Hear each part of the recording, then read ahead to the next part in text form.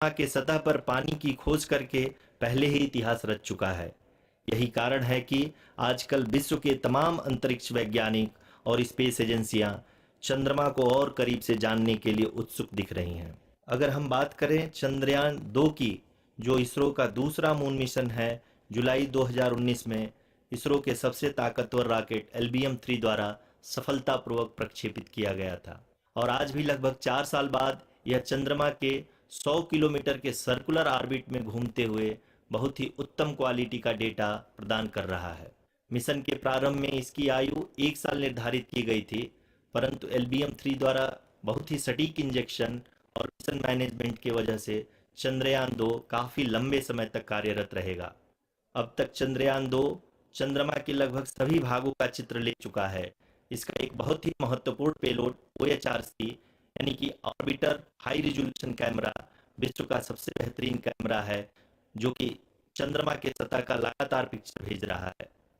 अब मैं आरुषि जी से निवेदन करूंगा कि वो आप लोगों को इसरो के वर्तमान मिशन चंद्रयान 3 के बारे में बताएं। अभी आपने मिश्रा जी के द्वारा सुना इसरो के अब तक के लूनार मिशंस का विवरण। अब चलते हैं towards Chandrayaan.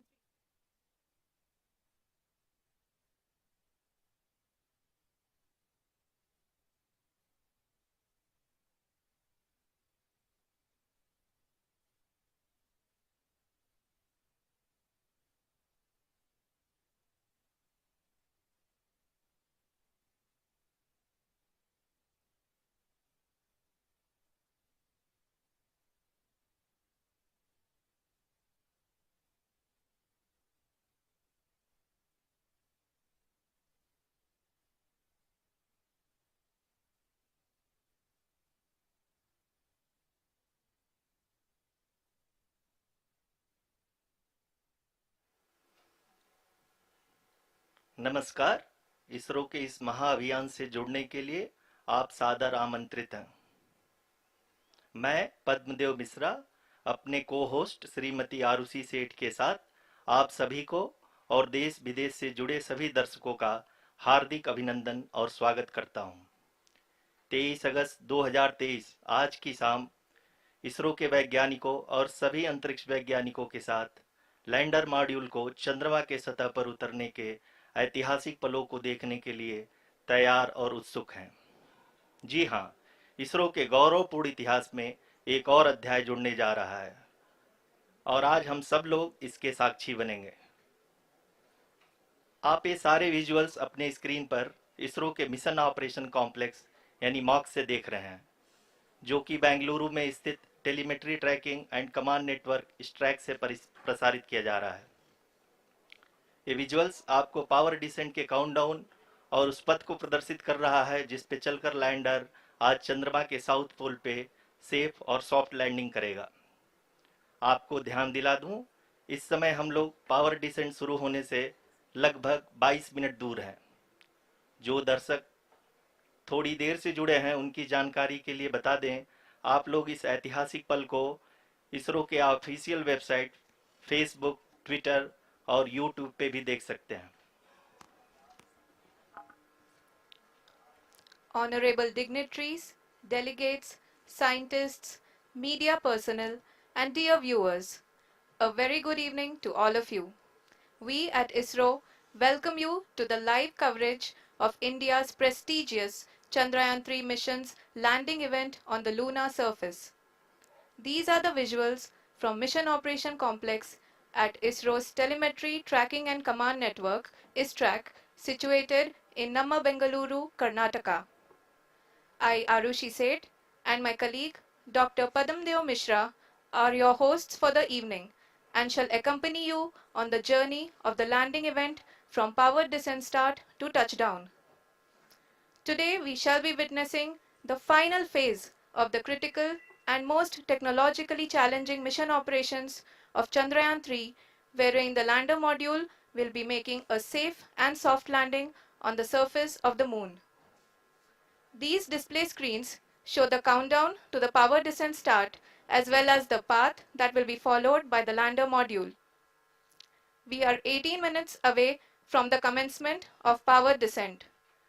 India is at the brink of creating history as we all await with bated breath to witness the landing on Moon's south polar region.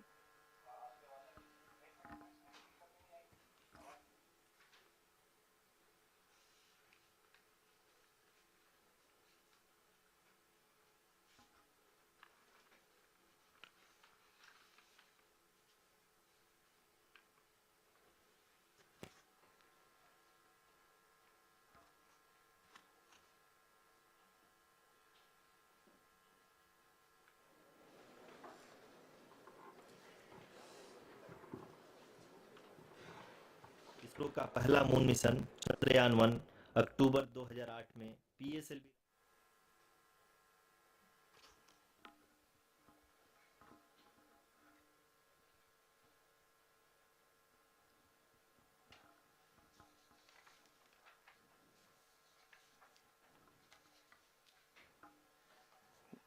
धन्यवाद आरुषि। अगर मैं सही मायने में कहूं तो अंतरिक्ष का कोई भी मिशन हो और चाहे किसी भी देश के द्वारा संचालित किया जा रहा हो, इसरो मिशन की निश्चितता और अनिश्चितता के बीच बहुत ही महीन अंतर होता है, जिससे कि एक मिशन सफल या असफल होता है।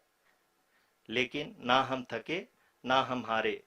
हमने पिछली कमियों को सुधारते हुए आज पूरी तरह से आश्वस्त किया है कि लैंडर मॉड्यूल निश्चित तौर पे चंद्रमा के सतह पर सेफ और सॉफ्ट लैंडिंग करेगा।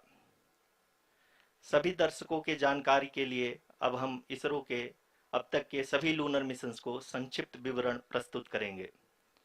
जी हाँ, इसरो का पहला मून मिशन चंद्रयान 1 अक्टूबर 2008 में पीएसएलवी रॉकेट के द्वारा सफलतापूर्वक प्रक्षेपित किया गया था। चंद्रयान 1 ने चंद्रमा के सतह पर पानी की खोज करके पहले ही इतिहास रच चुका है। यही कारण है कि आजकल विश्व के तमाम अंतरिक्ष वैज्ञानिक और स्पेस एजेंसियां चंद्रमा को और करीब से जानने के लिए उत्सुक दिख रही हैं। अगर हम बात करें चंद्रयान 2 की, जो इसरो का दूसरा मिशन है, जुलाई 2019 में इसरो के सबसे ताकतवर रॉकेट LVM-3 द्वारा सफलतापूर्वक प्रक्षेपित किया गया था और आज भी लगभग 4 साल बाद यह चंद्रमा के 100 किलोमीटर के सर्कुलर ऑर्बिट में घूमते हुए बहुत ही उत्तम क्वालिटी का डेटा प्रदान कर रहा है। मिशन के प्रारंभ में इसकी आयु 1 साल निर्धारित की गई थी, परंतु LVM-3 द्वारा बहुत ही सटीक इंजेक्शन और मिशन मैनेजमेंट की वजह से चंद्रयान 2 काफ़ी लंबे समय तक कार्यरत रहेगा। अब तक चंद्रयान 2 चंद्रमा के लगभग सभी भागों का चित्र ले चुका है। इसका एक बहुत ही महत्वपूर्ण पेलोड OHRC यानी कि ऑर्बिटर हाई रेजोल्यूशन कैमरा विश्व का सबसे बेहतरीन कैमरा है, जो कि चंद्रमा के सतह का लगातार पिक्चर भेज रहा है। अब मैं आरुषि जी से निवेदन करूंगा कि वो आप लोगों को इसरो के वर्तमान मिशन चंद्रयान 3 के बारे में बताएं। अभी आपने मिश्रा जी के द्वारा सुना इसरो के अब तक के लूनर मिशंस का विवरण। अब चलते हैं towards Chandrayaan 3, the follow-up mission of Chandrayaan 2, which has been designed to accomplish our mission goals. The primary objective of Chandrayaan 3 mission is the demonstration of safe and soft landing on the lunar surface. This demonstration is a critical aspect for ISRO's future interplanetary missions. In addition to this, the mission objectives also include demonstration of roving capability and conduction of in situ scientific experiments on Moon's surface. Carried on the shoulders of India's heaviest rocket LVM-3 on the 14th of July, Chandrayaan-3 was placed in the precise elliptic parking orbit of size 170 by 36,500 kilometers. ISRO, in its mission plan of following the incremental trajectory approach, carried a total of 5 earthbound maneuvers. The fifth apogee raising maneuver, which took place on the 25th of July, placed the spacecraft in an orbit of 250 by 1,27,000 kilometers. At the early hours of 1st August, the translunar injection was carried out, after which the composite module began the final leg of its long journey of nearly 3,84,000 kilometers for its rendezvous with the Moon. The TLI was a key step in the mission, enabling the spacecraft to escape Earth's gravitational pull and travel to the Moon. An orbit of 288 by 3,69,328 kilometers was achieved at the end of the translunar injection. जी हाँ, translunar injection किसी भी interplanetary mission के लिए बहुत ही आवश्यक परंतु कठिन operation होता है। इस सफल मैन्यूवर के बाद चंद्रयान 3 पृथ्वी से दूर निकलकर चंद्रमा के प्रभाव क्षेत्र में एक हाइपरबोलिक ट्रेजेक्ट्री के द्वारा पहुंचाया गया। पुनः 5 अगस्त 2023 को लूनर ऑर्बिट इंसर्शन के द्वारा चंद्रयान 3 को 160 किलोमीटर के पेरीलून और 18,000 किलोमीटर के अपोलून के साथ चंद्रमा के इलिप्टिकल ऑर्बिट में स्थापित कर दिया गया। टीएलआई के तरह एलओआई भी एक बहुत जटिल ऑपरेशन होता है। इसमें हमें यह ध्यान देना आवश्यक होता है कि उपग्रह के वेगमान को एक निश्चित बिंदु से घटाया जा सके, अन्यथा उपग्रह चंद्रमा के प्रभाव क्षेत्र से बाहर निकल जाएगा। एलओआई के सफलतापूर्वक परिचालन के बाद चंद्रयान 3 की कक्षा को 4 बार और परिवर्तित किया गया। इस दौरान चंद्रमा की अधिकतम ऊंचाई को घटाकर 160 किलोमीटर कर दिया गया। इस पूरी प्रक्रिया में प्रपल्सन मॉड्यूल का लगभग 755 किलोग्राम ईंधन का उपयोग हुआ और चंद्रयान 3 के वेगमान को लगभग 850 मीटर प्रति सेकंड कम कर दिया गया। लैंडर मॉड्यूल को लगभग 150 किलोमीटर के सर्कुलर ऑर्बिट में स्थापित करने के बाद 17 अगस्त 2023 को प्रपल्सन मॉड्यूल से अलग कर दिया गया। पुनः लैंडर मॉड्यूल के ऑर्बिट को 2 डीबूस्ट मैन्यूवर्स के द्वारा 150 किलोमीटर के सर्कुलर ऑर्बिट से घटाकर 25 गुणे 130 किलोमीटर के एलिप्टिकल ऑर्बिट में स्थापित कर दिया गया। इस दौरान यह भी सुनिश्चित कर दिया गया कि 800 न्यूटन के चारों थ्रोटल थ्रस्टर्स पावर डिसेंट के समय किसी भी चुनौती का सामना कर सकें। लैंडर मॉड्यूल इस ऑर्बिट में 4 दिन तक चंद्रमा की परिक्रमा करता रहा ताकि इसके सभी सब सिस्टम को पावर डिसेंट से पहले कार्यात्मक रूप से वेरीफाई और वैलिडेट किया जा सके। इस दौरान चंद्रयान 2 और लैंडर मॉड्यूल की आपस में बातचीत भी हो चुकी है। और संक्षेप में अब तक की यात्रा की बात करें तो लैंडर मॉड्यूल अब तक 21 बार पृथ्वी के और लगभग 120 बार चंद्रमा का चक्कर लगा चुका है और इस पूरी यात्रा में लगभग 55 लाख किलोमीटर की यात्रा भी पूरी कर चुका है। अब तक के इस पूरे अभियान में यह भी सुनिश्चित किया गया कि सारे ऑर्बिट मैन्यूवर्स इस प्रकार किए जाएं कि लैंडिंग साइट पावर डिसेंट की शुरुआत से ही लैंडर के ऑर्बिटल प्लेन में बना रहे।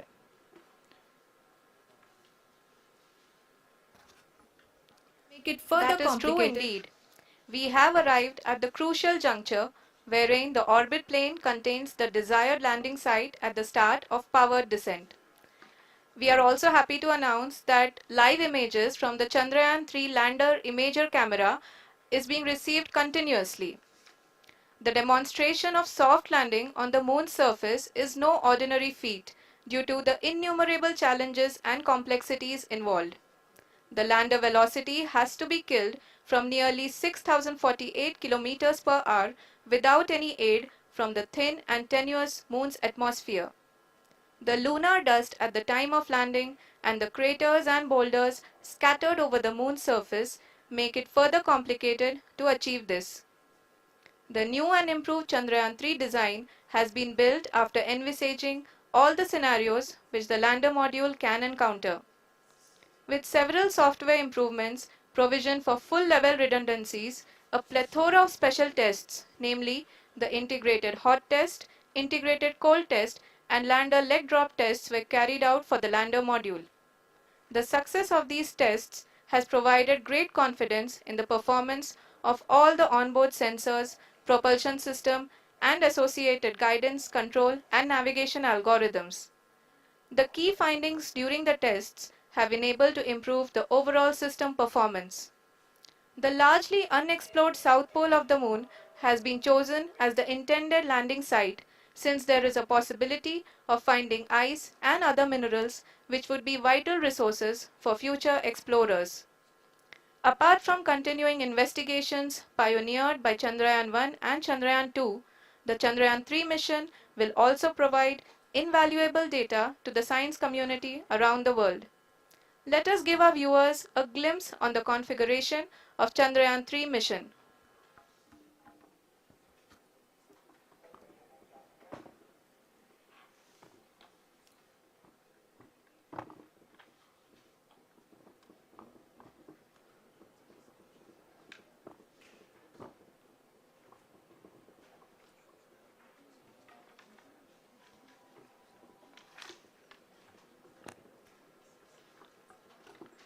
चंद्रयान 3 का मिशन प्लान लगभग चंद्रयान 2 की तरह ही बनाया गया है। यहाँ यह भी सुनिश्चित किया गया है कि चंद्रयान 3 को रॉकेट से अलग होने से लेकर के चंद्रमा के निकटतम कक्षा में स्थापित होने तक सारी गतिविधियां चंद्रयान 2 के तरह ही हों। और अब हम यह कह सकते हैं कि यह प्लान पूरी तरह से 100% सफल रहा। हालांकि लैंडर मॉड्यूल के सेंसर्स और propulsion सिस्टम को इस तरह से मजबूत किया गया है कि लैंडर पावर डिसेंट के समय किसी भी आपदा से बाहर आकर के मिशन के मुख्य उद्देश्य को पूरा कर सके।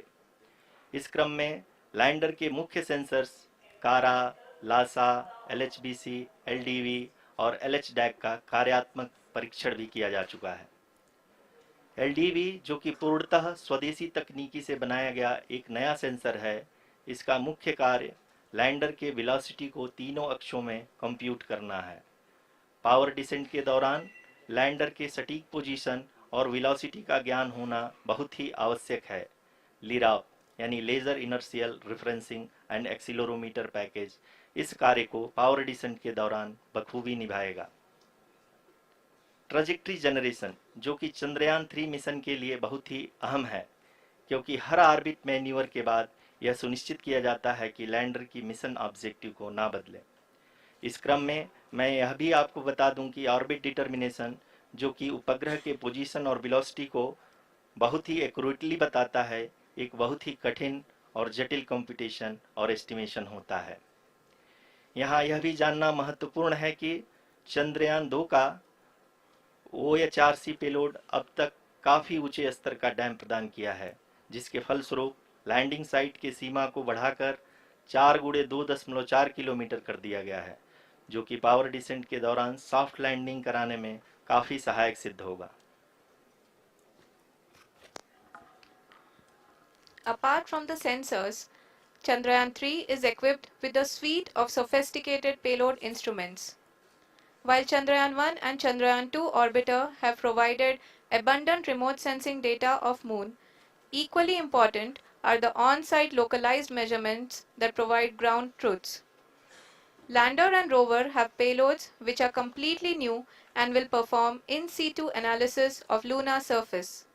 The two spectroscopes on rover, APXS and LIBS, will actively measure the surface elemental abundances at the landing location and surrounding area. The lander carries a seismometer ILSA that can sense impact events and lunar quakes. The thermal probe CHAST will measure the temperature profile and thermal conductivity of Moon's regolith. The Rambha payload will carry out lunar ionosphere studies, while the laser retroreflector array shall be a passive location indicator for future spacecraft equipped with laser altimeter. The propulsion module has not been left behind, and an experimental shape payload has been added to it as a value addition. It will help in understanding the nature and characteristics of water-rich planets and will also aid in the future study of potentially habitable exoplanets. We are minutes away from the start of powered descent. The entire powered descent shall be carried out by the onboard autonomous landing sequencer or ALS, which is a series of instructions preloaded to the lander module. These instructions include the commands to be executed, data to be collected and analyzed, and decisions to be made and executed autonomously throughout the powered descent.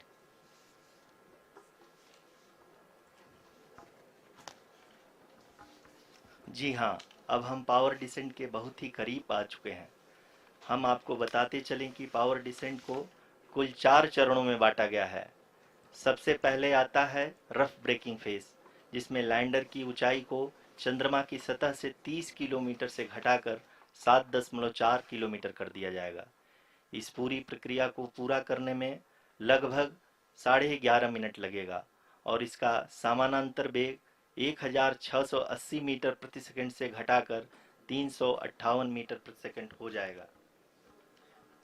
We have continuous flow of lander telemetry data from ISRO's Deep Space Network IDSN-32 located in Belalu, Bengaluru. The data is being acquired real-time by station and is flown to the Mission Operation Complex through our communication links.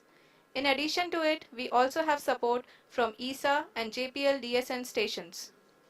There will be no ground intervention once the ALS takes charge. The preparation for today's event had started 48 hours before, wherein various pre-selections and uplinking of parameters for the autonomous landing sequence were carried out. The whole descent is divided into 4 phases: the rough braking phase, the attitude hold phase, fine braking phase, and the local navigation phase or the terminal descent phase.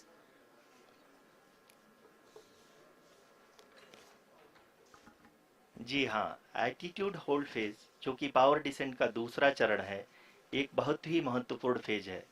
इस 10 second के small duration के दौरान lander के दो महत्वपूर्ण sensor, कारा और Lasa, lander की ऊंचाई की गणना करेंगे। इस फेज के पूरा होते ही लैंडर चंद्रमा के सतह से कुल 6.8 किलोमीटर की ऊंचाई पर होगा। During the rough braking phase, the lander velocity shall be brought down from 1680 meters per second to 358 meters per second. The altitude will be brought down from 30 kilometers to 7.4 kilometers at the end of rough braking.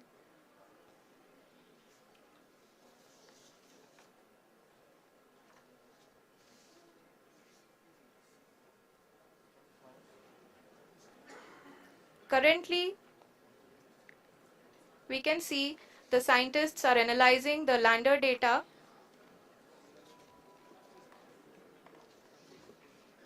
जी हाँ, हम ये देख सकते हैं कि mission operation complex रूप में बैठे सभी वैज्ञानिक ये जो भी डेटा देख रहे हैं वो डीप स्पेस नेटवर्क आइडिएशन 32 के द्वारा प्रोवाइड किया जा रहा है। और अगर हम अब बात करें पावर डिसेंट के तीसरे चरण का, जो कि फाइन ब्रेकिंग फेज होगा, जिसमें लैंडर लैंडिंग साइट से जस्ट 800 मीटर की ऊंचाई पर वर्टिकली होगा। इस चरण को पूरा होने में लगभग 3 मिनट लगेंगे और इस चरण के पूरा होते ही लैंडर की वेलोसिटी लगभग शून्य हो जाएगी। The scientists here at ISRO are glued to their systems, analyzing all sorts of complex data. We are very close to the power descent, to the start of the power descent phase.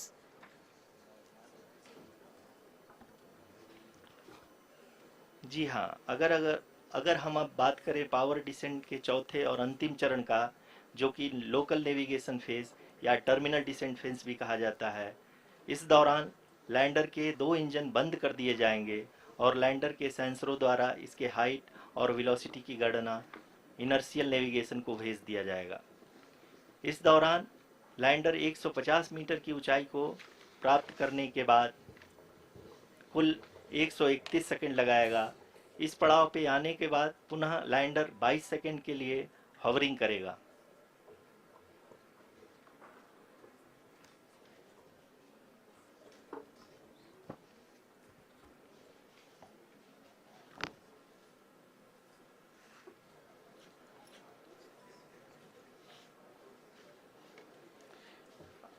आप इस समय अपने screen पे mission operation complex में बैठे सभी मान्यगणों को देख सकते हैं, जो कि बहुत ही उत्सुकता के साथ टेलीमेट्री डेटा को देख रहे हैं। अभी हम लोग पावर डिसेंट शुरू होने से जस्ट कुछ ही पल दूर हैं।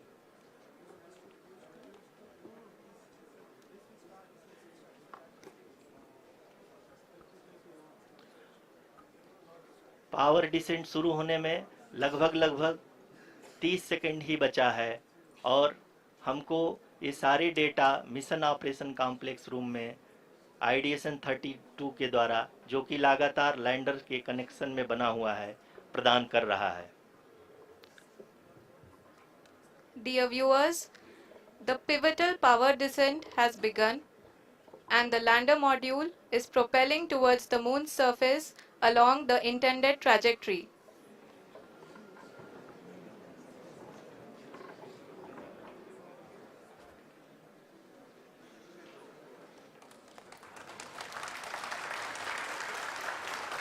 जी हाँ, अब हम देख सकते हैं रफ ब्रेकिंग फेज की शुरुआत हो चुकी है।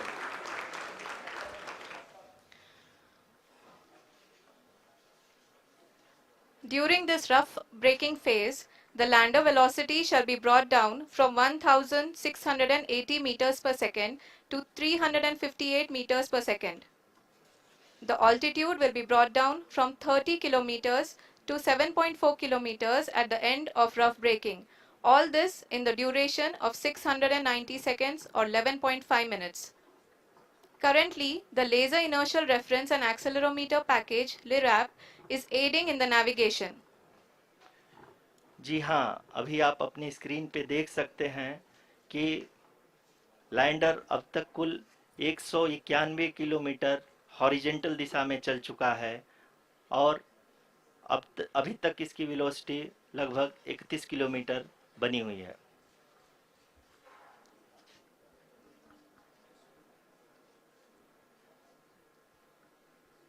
The lander module has traveled a distance of approximately 228 kilometers. The complete downrange that will be traveled during this phase shall be nearly 713.5 kilometers.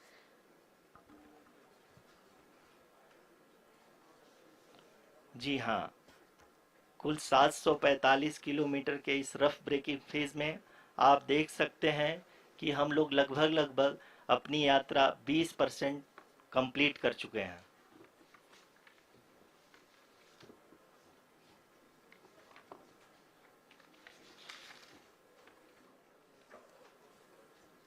Power descent की यह शुरुआत हम कह सकते हैं कि बहुत ही सटीक और सधी हुई है, जिसमें लैंडर अपने वेगमान को अनुमानित तरीके से घटा रहा है।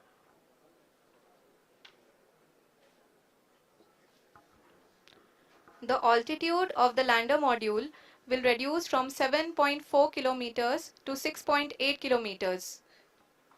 During the next phase, which is going to be the attitude hold phase. We can currently see that the altitude of the lander module is nearly 31 kilometers. आरयूसीसी अभी हम इस ग्राउंड ट्रेस को देखते हुए कह सकते हैं कि रफ ब्रेकिंग फेज की शुरुआत बहुत ही अच्छे तरीके से हुई है। आप ये देख सकती हैं कि जो भी प्रोजेक्टेड ग्राउंड ट्रेस है उसी पे अपना लैंडर मॉड्यूल आगे चलते हुए बढ़ रहा है। अभी तक ये देखा जा सकता है कि लैंडर मॉड्यूल लगभग 370 किलोमीटर क्षैतिज दिशा में चल चुका है। The mission operations team is analyzing the data. We can all see the seriousness and the concentration with which each and every parameter of the lander module is being analyzed. The performance so far seems to be nominal. जी आरुषि, चूंकि ALS activate किया जा चुका है इसलिए ground से कोई commanding नहीं की जा रही है। इस दौरान आपके स्क्रीन पे ये सारे डेटा इसरो के डीप स्पेस नेटवर्क से रियल टाइम में आ रहे हैं। इस मिशन में सेकेंड और थर्ड ऑर्डर गाइडेंस पॉलिनोमियल का प्रयोग हुआ है, जो कि इनर्शियल थ्रस्ट और एंगल के हमेशा सुनिश्चित करेगा। During the entire descent, there is no ground intervention as the ALS has taken charge. The preparation for today's event had started nearly 48 hours before, wherein various pre-selections and uplinking of parameters were done. We can see that the vertical velocity of the lander module has been brought down. It is continuously coming down. And the ALS had already been initiated 1 hour before the scheduled time of the power descent start. Following this, the throttleable engine electronics module, the TECM, was switched on and lander was oriented to the favorable attitude. जी हाँ, आप अपनी screen पे देख सकते हैं कि lander module जिसकी शुरुआत में वेलोसिटी 1680 मीटर पर सेकंड थी, लगभग 1150 मीटर पर सेकंड हो चुकी है, जो कि एक बहुत ही मैजेस्टिक शुरुआत कही जा सकती है इस रफ ब्रेकिंग फेज के लिए।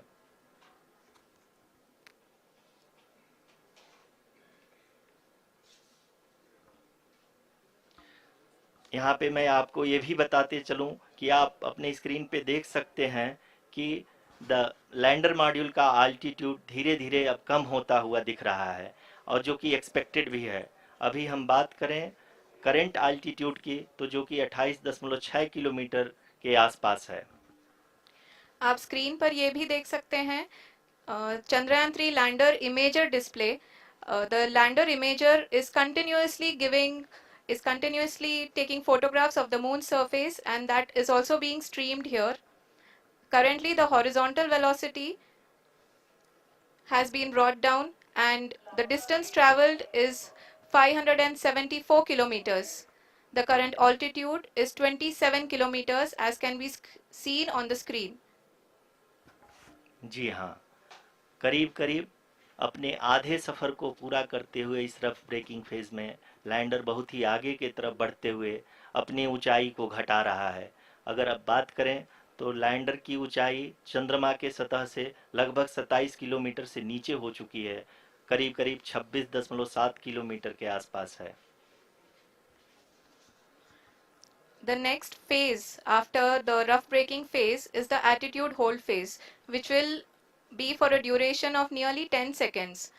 The lander will be oriented such that both the altimeters will be looking exactly towards the moon's surface.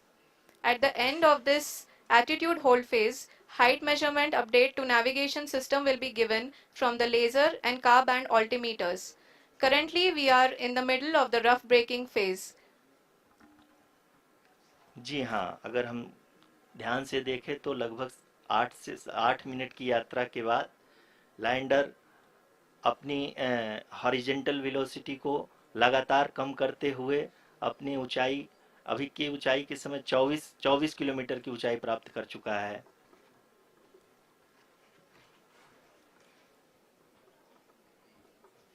अब तक के आंकड़े को देखते हुए हम कह सकते हैं कि लैंडिंग पूरी तरह से नॉमिनल है।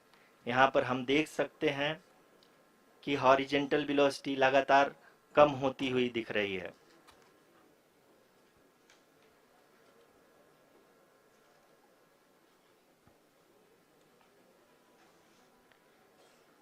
The altitude of lander from ground is currently 22 kilometer, which is again going to be coming down, and that is expected. For the viewers who have joined now, we are in the power descent phase, and we are in the rough braking phase, which is the first phase of the power descent. We have currently traveled a downrange of 697 kilometers, and the downrange that has to be traveled during this phase is 713.5 kilometers. जी हाँ, अभी आप देख सकते हैं कि lander की horizontal velocity लगभग 720 metre प्रति सेकंड हो गई है। लगभग हम ये कह सकते हैं कि 900 मीटर प्रति सेकंड वेलोसिटी को कम किया जा चुका है।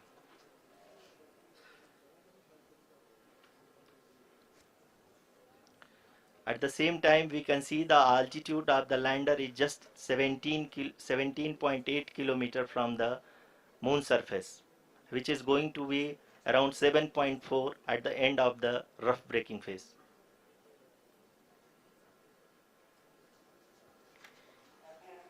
इस फेज के बाद हम जाएंगे towards the attitude hold phase, where we will be expecting sensor update from the laser and car band altimeters.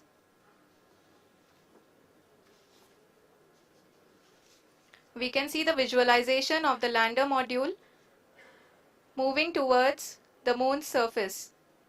The current altitude is nearly 15.2 kilometers, and the distance traveled is 754 kilometers. We can also see the image that the lander imager camera has been providing. जी हाँ, इस rough breaking phase के दौरान 800 Newton के चारों throttle engine अपने कार्य को पूरी तरह से अंजाम दे रहे हैं और लैंडर के हॉरिजॉन्टल वेलोसिटी को लगातार कम कर रहे हैं। अब तक लैंडर लगभग अपने 75 से 80% की यात्रा को पूरा कर चुका है।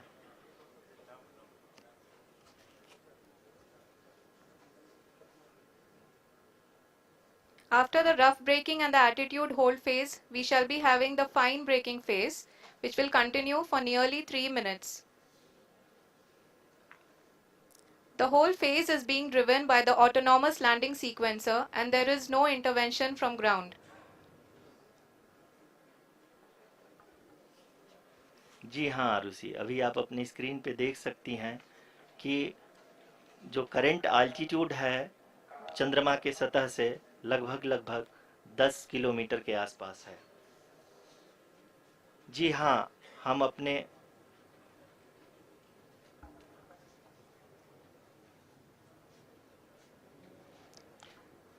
जी हाँ, हमारे प्रधानमंत्री जी श्री नरेंद्र मोदी जी हम सभी का उत्साहवर्धन करने के लिए दक्षिणी अफ्रीका के जोहानसबर्ग से जुड़ गए हैं।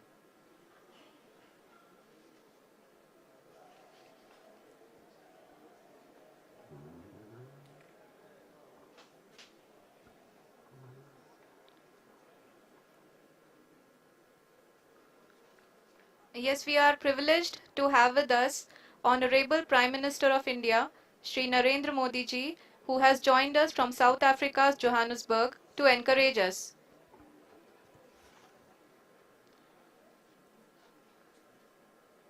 जी हाँ, आप ये देख सकते हैं एल्टीट्यूड होल्ड फेस भी बहुत ही आसानी से लैंडर फेस ने पार कर लिया है और अब फाइन ब्रेकिंग की शुरुआत हो चुकी है।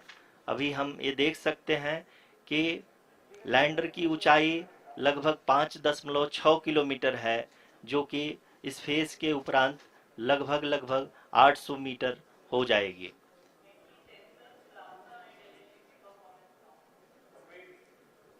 We can hear from the mission operations team that the sensors are performing nominally and we are currently in the midst of the fine braking phase, which is going to continue for 3 minutes and the altitude is going to be reduced to nearly 800 meters at the end of this phase. जी हाँ, जैसा कि आरुषि जी ने बताया कि लगभग 3 minute के उपरांत lander की हाइट लगभग 800 मीटर वर्टिकली होगी और यहाँ पे लैंडर की horizontal velocity, vertical velocity, even down range भी लगभग लगभग शून्य होगा। We can see the visual of the lander module and we can see that the downrange traveled is nearly 831 kilometers.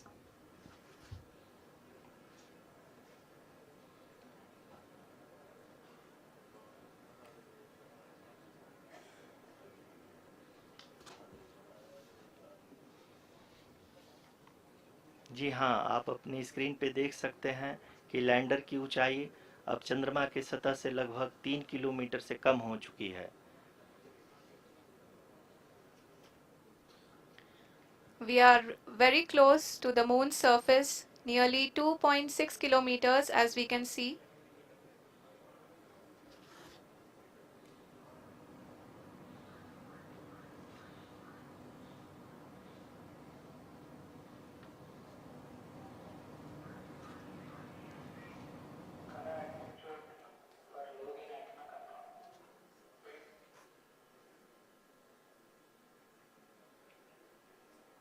जी हाँ, अभी आप देख सकते हैं कि लैंडर की ऊंचाई लगभग लगभग 1 किलोमीटर के आसपास है।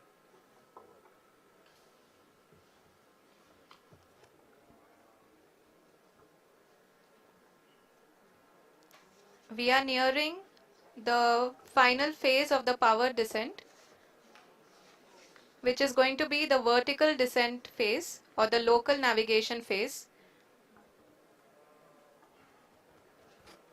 जी हाँ, अब हम फाइन ब्रेकिंग वेव के एकदम करीब आ चुके हैं। हाँ, आप तालियों के गड़गड़ाहट से सुन सकते हैं कि हम लोगों ने तीसरे चरण को भी बहुत ही सफलतापूर्वक हासिल कर लिया है और अभी हम वर्टिकल डिसेंट फेज में आ चुके हैं, जिसकी शुरुआत भी बहुत ही अच्छे ढंग से हो चुकी है।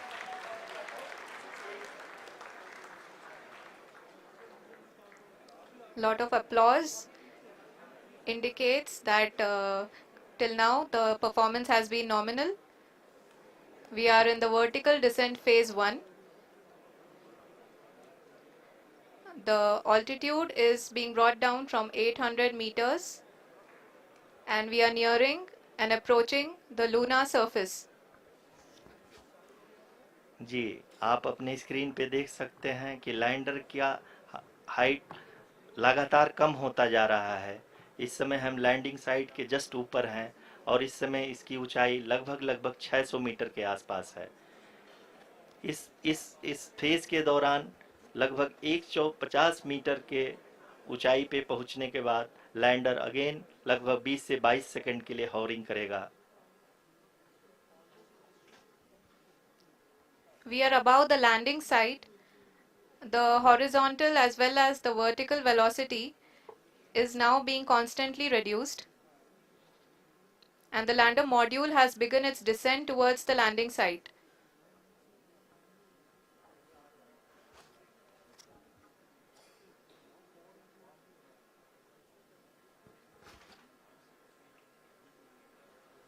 जी हाँ, आप अपने स्क्रीन पे देख सकते हैं ये जो पथ निर्धारित किया गया है, लैंडर पूरी तरह से उसी को ही फॉलो कर रहा है।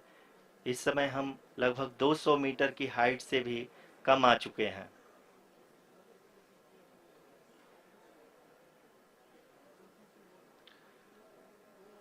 अब हम ये देख सकते हैं कि हम लगभग 150 मीटर की ऊंचाई पे हैं चंद्रमा के सतह से।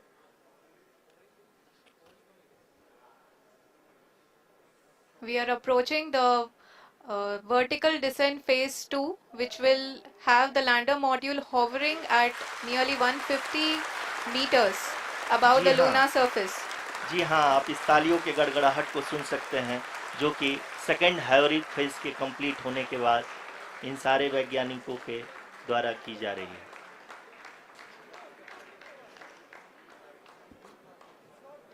जी हाँ, आप अगर फिर से ध्यान से देखें तो एल्टीट्यूड पुनः कम होता जा रहा है। अभी हम लोग लगभग 135 मीटर की ऊंचाई पे हैं। The sensors that are updating at this point are providing confirmation of the safety of the landing site. As expected, the retargeting is going on and this is a very good signature for the lander. अभी आप ये देख सकते हैं कि lander की ऊंचाई लगभग 65 मीटर के आसपास बची हुई है।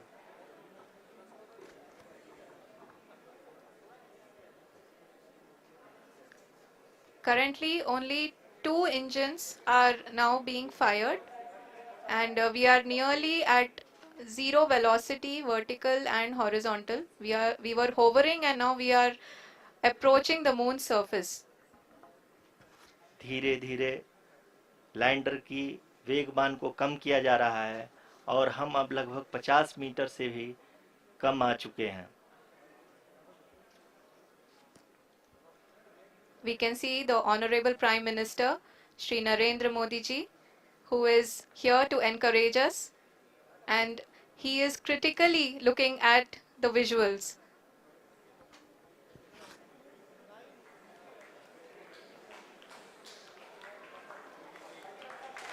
जी हाँ, आप अपनी स्क्रीन पे देख सकते हैं कि हम lander module People are applauding. Let lander us all module wait to hear from the Secretary Department of Space and Chairman ISRO, Shri S. Somnath. Lander module पूरी तरह से सेफली और सॉफ्टली चंद्रमा के सतह पे लैंड हो चुका है। ये हम लोगों के लिए बहुत ही गर्व की बात है। हिंदी में एक कहावत है कि चंदा मामा दूर के, लेकिन अब हम ये कह सकते हैं कि चंदा मामा अपने घर के। बहुत ही उम्दा. The hard work of the entire ISRO community has come to fruition.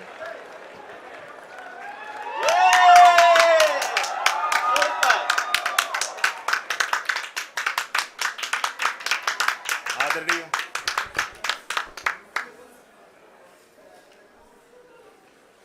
आदरणीय प्रधानमंत्री जी, नमस्कार। Sir, we have achieved soft landing on the moon. India is on the moon. Sir, I request I request our Honorable Prime Minister to address us and bless us. Thank you, sir.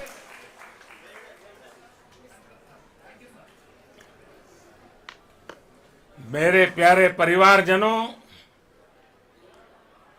जब हम अपनी आंखों के सामने ऐसा इतिहास बनते हुए देखते हैं तो जीवन धन्य हो जाता है। ऐसी ऐतिहासिक घटनाएं राष्ट्र जीवन की चिरंजीव चेतना बन जाती है।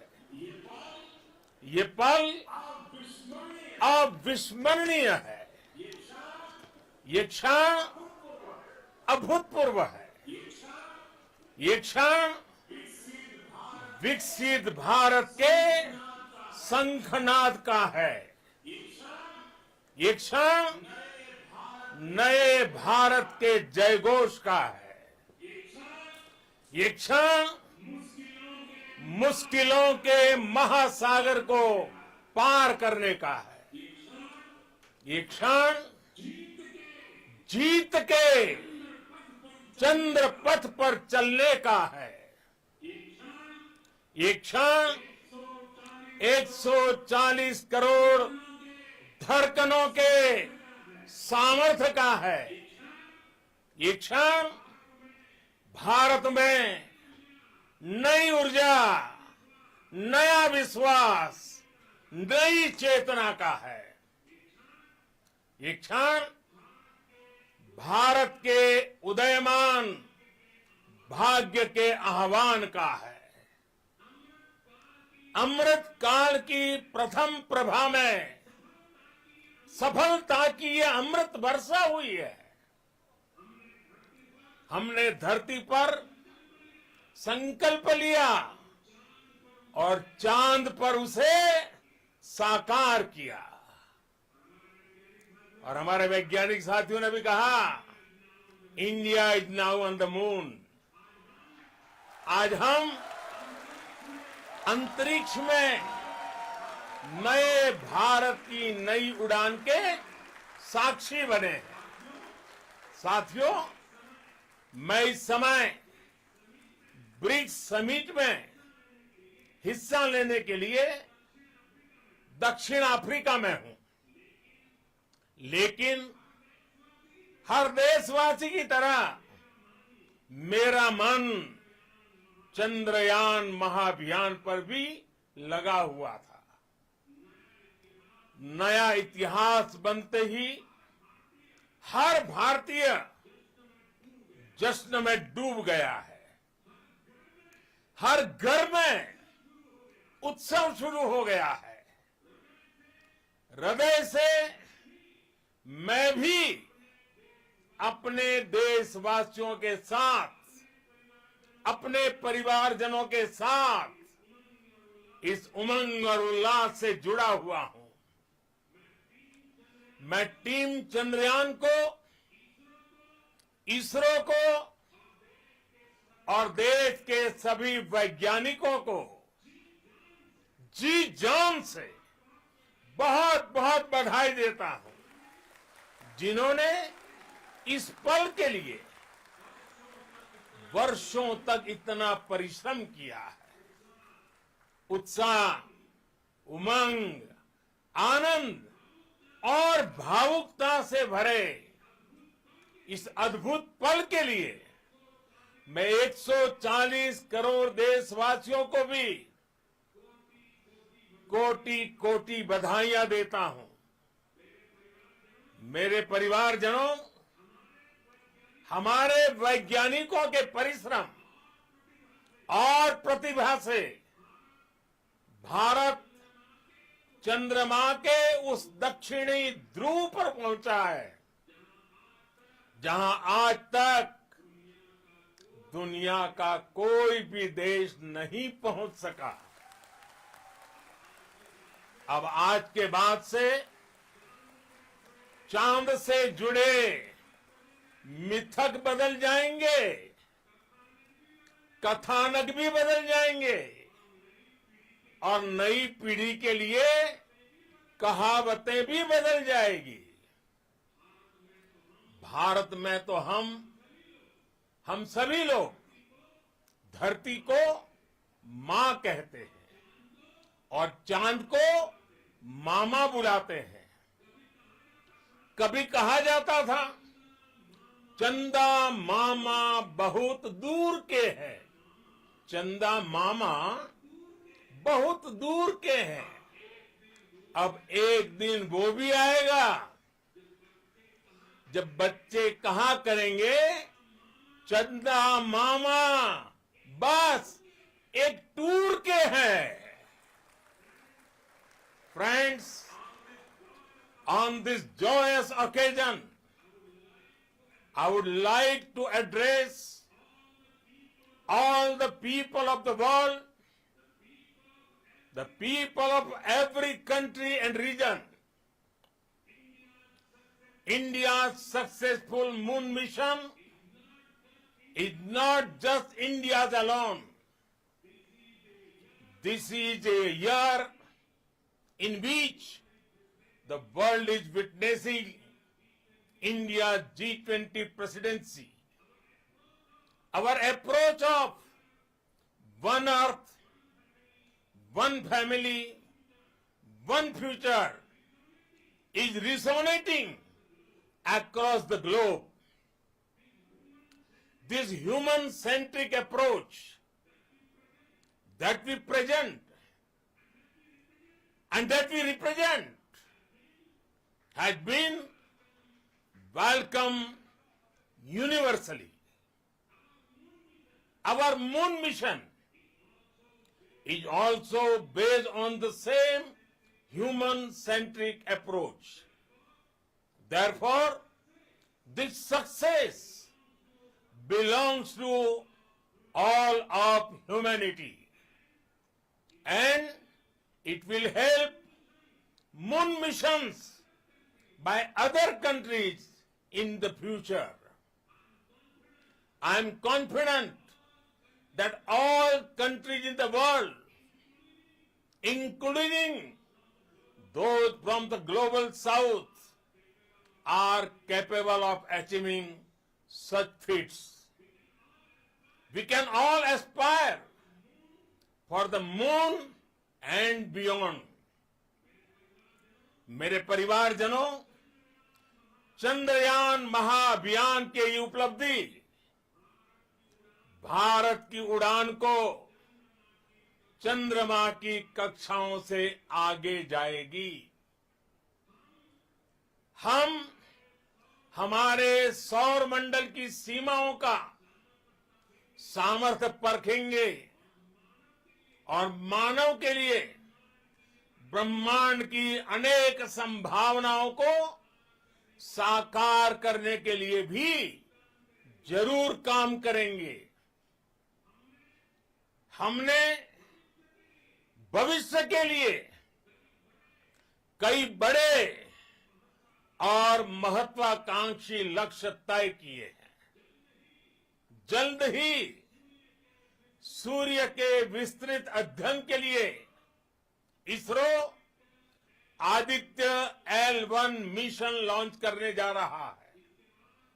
इसके बाद शुक्र भी इसरो के लक्ष्यों में से एक है। गगनयान के जरिए देश अपने पहले ह्यूमन स्पेस फ्लाइट मिशन के लिए भी पूरी तैयारी के साथ जुटा है। भारत बार बार ये साबित कर रहा है कि sky is not the limit.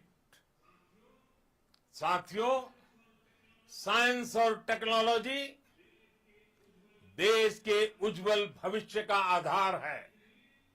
इसलिए आज के इस दिन को देश हमेशा हमेशा के लिए याद रखेगा। यह दिन हम सभी को एक उज्जवल भविष्य की ओर बढ़ने के लिए प्रेरित करेगा। ये दिन हमें अपने संकल्पों की सिद्धि का रास्ता दिखाएगा। ये दिन इस बात का प्रतीक है कि हार से सबक लेकर जीत कैसे हासिल की जाती है। एक बार फिर देश के सभी वैज्ञानिकों को बहुत बहुत बधाई और भविष्य के मिशन के लिए ढेरों शुभकामनाएं। बहुत बहुत धन्यवाद।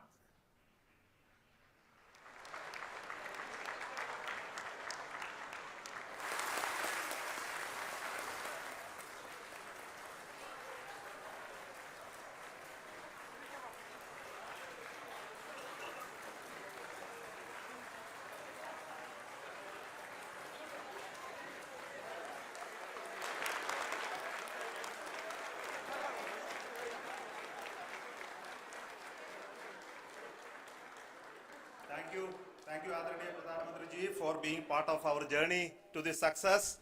And let me take this opportunity to thank the people behind this mission, the project director of Chandrayaan 3. He is here. Veera Muthuvel, congratulations to you. The associate project director, Kalpana, and the mission operations director, Srikanth. And the satellite was built at your house satellite center, Shankar and the director.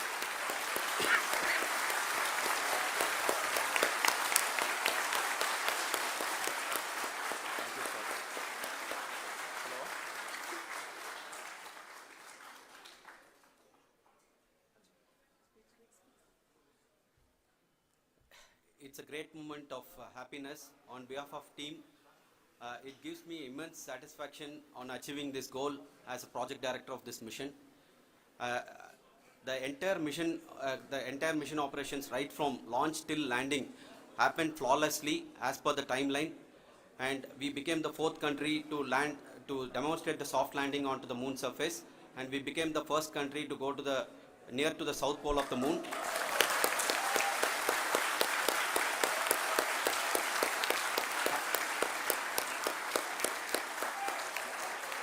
I take this opportunity to thank navigation, guidance and control team, propulsion team, sensors team and all the mainframe subsystems team who have brought success to this mission. I also take the opportunity to thank the Critical Operations Review Committee for thoroughly reviewing the mission operations right from launch till this date. The target was on spot because of the review process. I also thank the ISRO higher management, right from Chairman ISRO, Director URSC and all the center directors and higher ISRO officials. And finally, my thanks to the Chandrayaan 3 project executives spread across the ISRO centers. Thank you.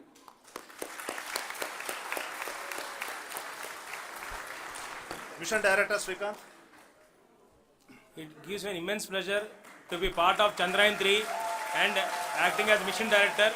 I would like to thank each and every team member who has supported in carrying out all the mission operations flawlessly, and I would like to thank my senior management, Chairman ISRO, Director URSC, my senior colleagues and my team members for carrying out and supporting all the things carrying out in proper way. Thank you very much. Associate Project Director Kalpana. Good evening to all. This will remain the most memorable and the happiest moment for all of us, for our team Chandrayaan 3. We have achieved our goal flawlessly. From the day we started rebuilding our spacecraft after Chandrayaan 2 experience, it has been breathe in, breathe out Chandrayaan 3 for our team. And starting from the reconfiguration to all the special tests and the simulations we have conducted meticulously, and this has been possible only because of our immense effort from our Chandrayaan 3 team, and of course with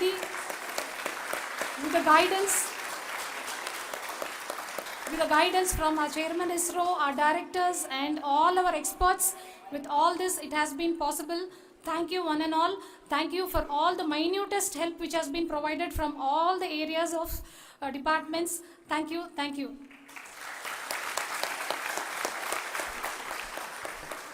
Now, Chandrayaan 3 is a result of the work done by thousands of scientists, engineers, our staff and industries and support team across ISRO and other places, other institutions.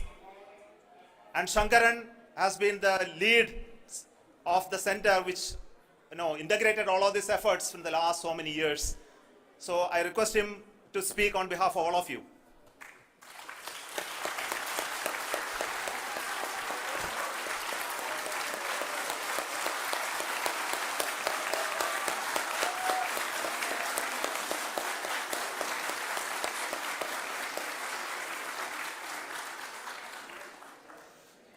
Thank you very much for the affection that has been displayed today now.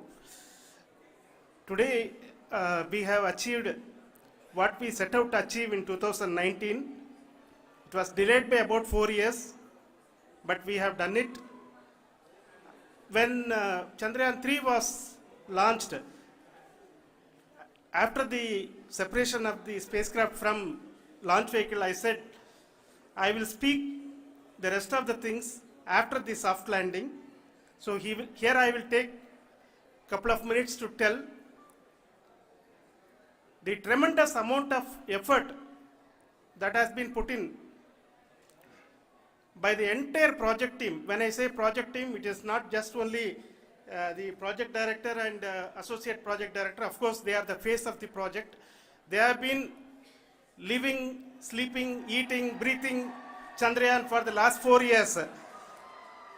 They have been supported by such a large number of people, particularly in the navigation, guidance and control area, propulsion system. This area, the amount of effort that has been put by people, the number of simulations that have been done, the number of reviews they have gone through, the amount of criticism they faced and overcome that.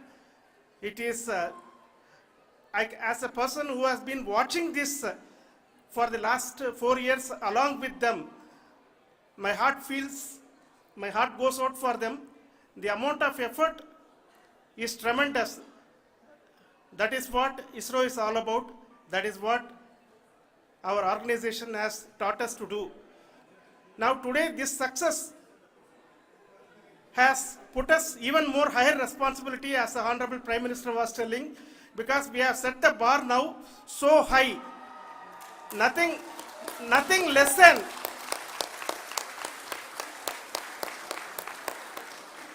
less spectacular than this is going to be inspiring for any of us in the future. So as the Honorable Prime Minister mentioned, we will be now looking at putting the man in space, putting a spacecraft around Venus and landing a craft in Mars. Work on all these activities are going on for few years, and this success today will inspire us and will spur us to take those efforts even more strongly, so that we will make our country proud again and again and again. Thank you very much for every one of you who have directly or indirectly participated in this mission, encouraged us, intentionally or unintentionally helped us in all for every one of you. A big thank you, because even casual remark, an unintended point can help a person who is striving to reach a goal. The person who is making that remark may not have meant it that way, but sometimes it can ignite that's why I said that even unintended help is very, very, very welcome, and we are very, very thankful for that. Thank you, Team ISRO, for supporting all of us. The amount of affection we received when this mission came into this final stage, the number of people who gave us confidence that nothing can go wrong and this is going to be successful. In fact, I was not that much confident, because we have seen a couple of times issues, because I know very well as a person who has been doing in this domain for 36 years, I know there are thousands of things. Any of that can anytime go wrong and derail. But so many of the people, because that I only see as the reflection of the effort we have put, that people are so happy to see this effort and they want us to succeed. It is not that they know that we are going to succeed. The people want us to succeed. So thank you very much for everyone for your love and affection. We will continue to do our best and make our flag fly, ISRO's as well as India's flag fly high. Thank you very much.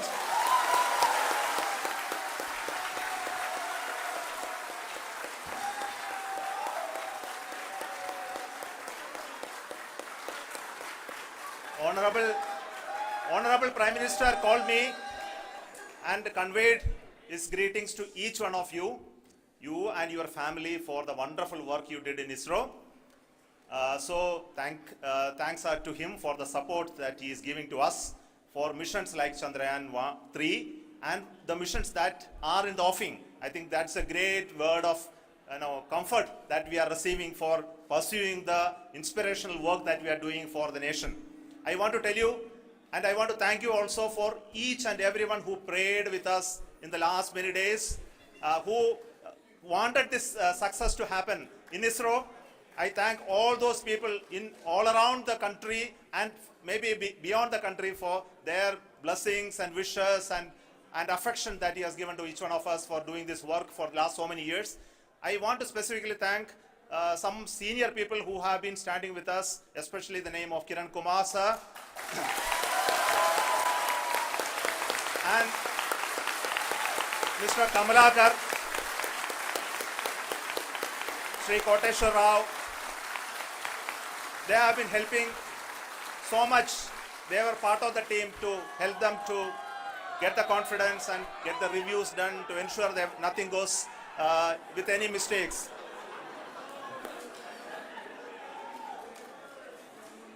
And of course, this is not the work of us alone. This is a work of a generation of ISRO leadership and ISRO scientists.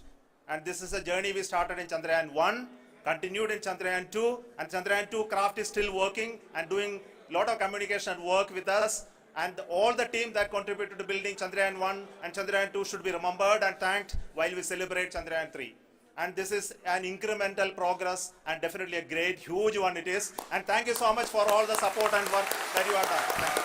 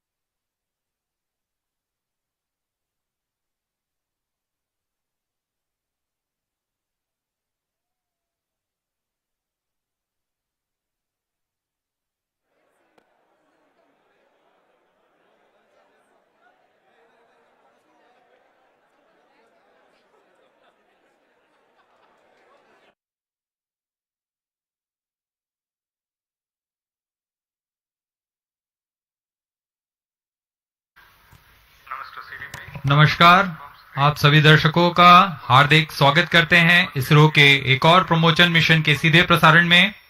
मैं विकास स्वर्णकार अपने साथी commentator miss माधुरी P के साथ सतीश धवन अंतरिक्ष केंद्र शाह श्रीहरिकोटा से promotion का आंखों देखा हाल आप तक लाने के लिए हम श्रीहरिकोटा से के मिशन नियंत्रण कक्ष से इस प्रमोशन से जुड़ी सारी जानकारियां आप तक उपलब्ध करा रहे हैं।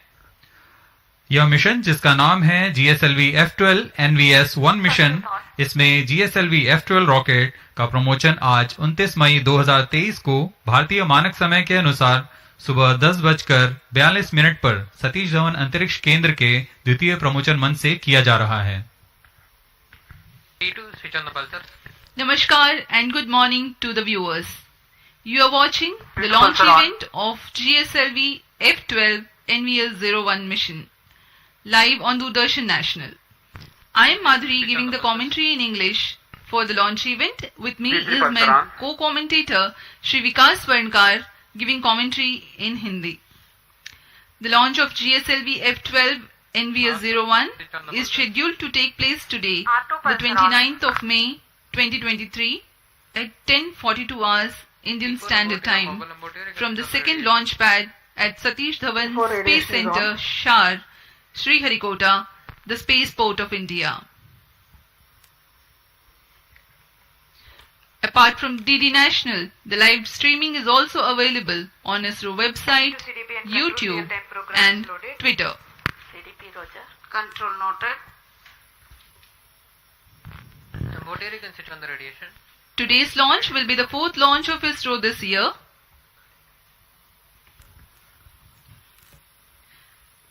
Now may I ask the curtain raiser for this video, for this launch mission to be played.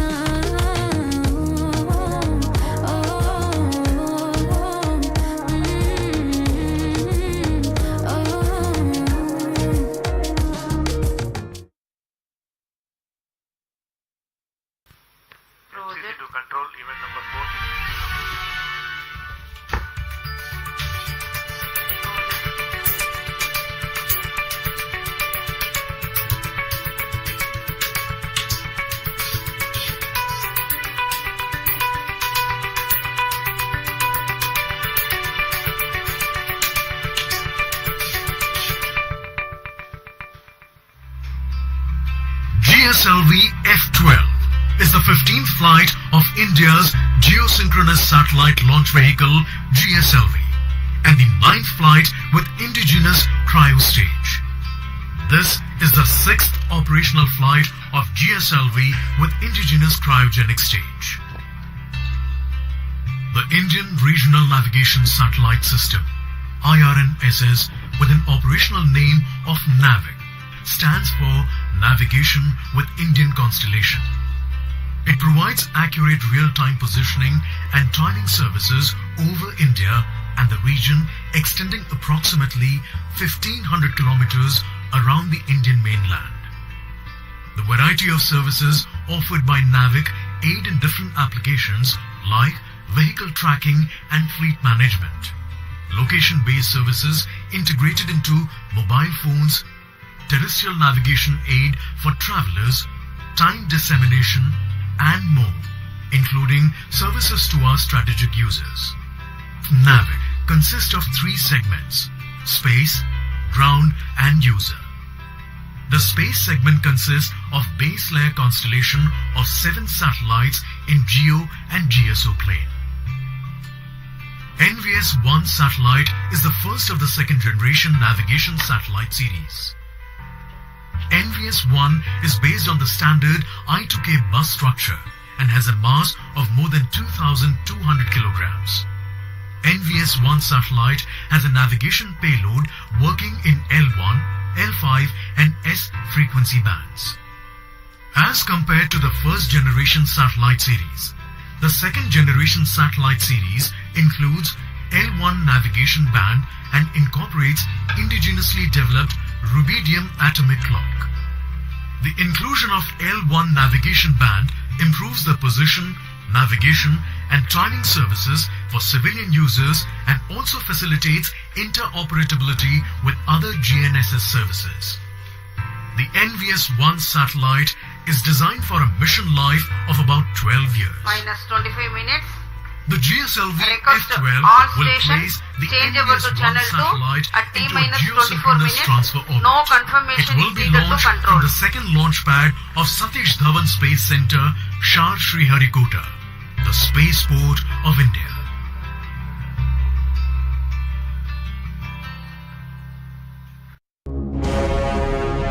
A person named John was murdered yesterday. The killer left this tattoo on the back of the body as evidence.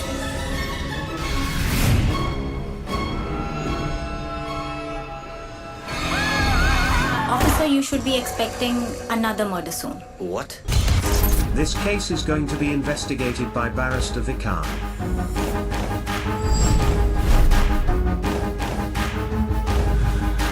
जिसने भी ये चोरी की है ना, वही murderer है। आपने अपने करियर की शुरुआत कहाँ से की? एक टैटू आर्टिस्ट से की। The killer must be a tattoo artist.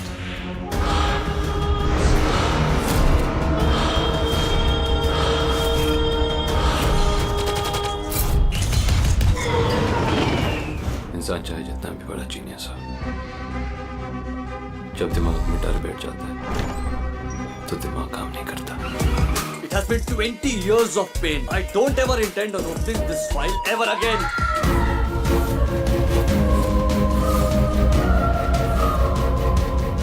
Think like an art therapist. You will find it. काल आत्मिका! ये टैटू का जो मिस्ट्री है ना, ये भी खत्म हो जाएगा।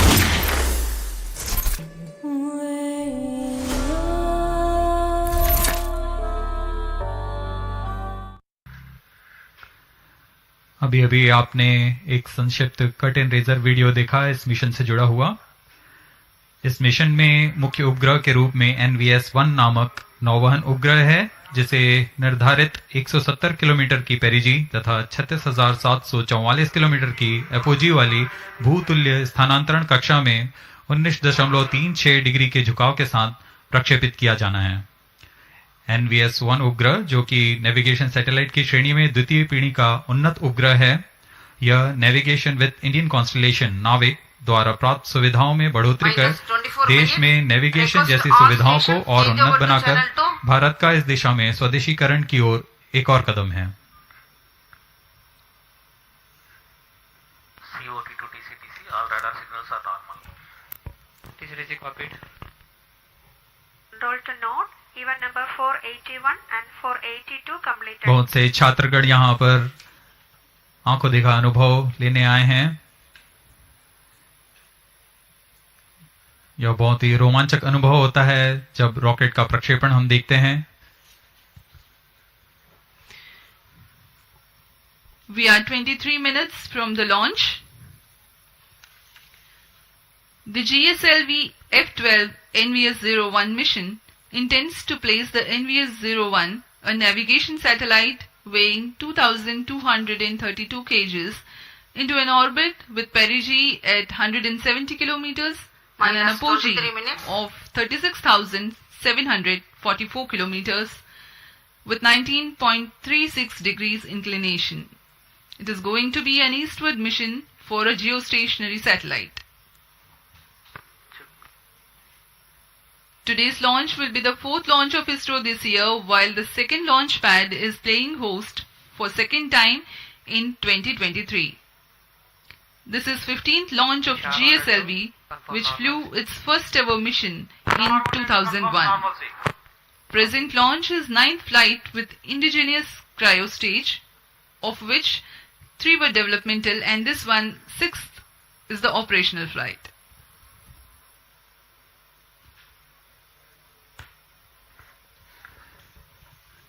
इस वर्ष का यह चौथा प्रमोशन मिशन है। SSLV D2 से सफल शुरुआत करते हुए LVM-3 OneWeb India 2 मिशन, फिर PSLV C-55 Telios 2 मिशन हमने देखा और आज GSLV F-12 NVS-1 हम देखने जा रहे हैं। यह GSLV Mark II श्रेणी में इसरो की चतुर्थ पीढ़ी का रॉकेट है। यह इस श्रेणी में इसकी 15वीं प्रमोशन होगा। ROD, Roger. COI to ROD, all EA systems are ready for launch. GSLV F-12 के साथ स्वदेशी क्रायो इंजन भी संलग्न है और यह उसकी 9वीं उड़ान होगी। ROD, Roger. RSO to ROD, range safety systems are ready for This year, ISRO has conducted the launch of SSLV D2 EOS-07 mission from the first launch pad in the month of February. In March, LVM-3 M3 OneWeb India 2 mission was held from the second launch pad. PSLV C-55 Telios 2 mission successfully lifted off in April from the first launch pad, and here we are, all set for the GSLV F-12 NVS-01 mission from the second launch pad.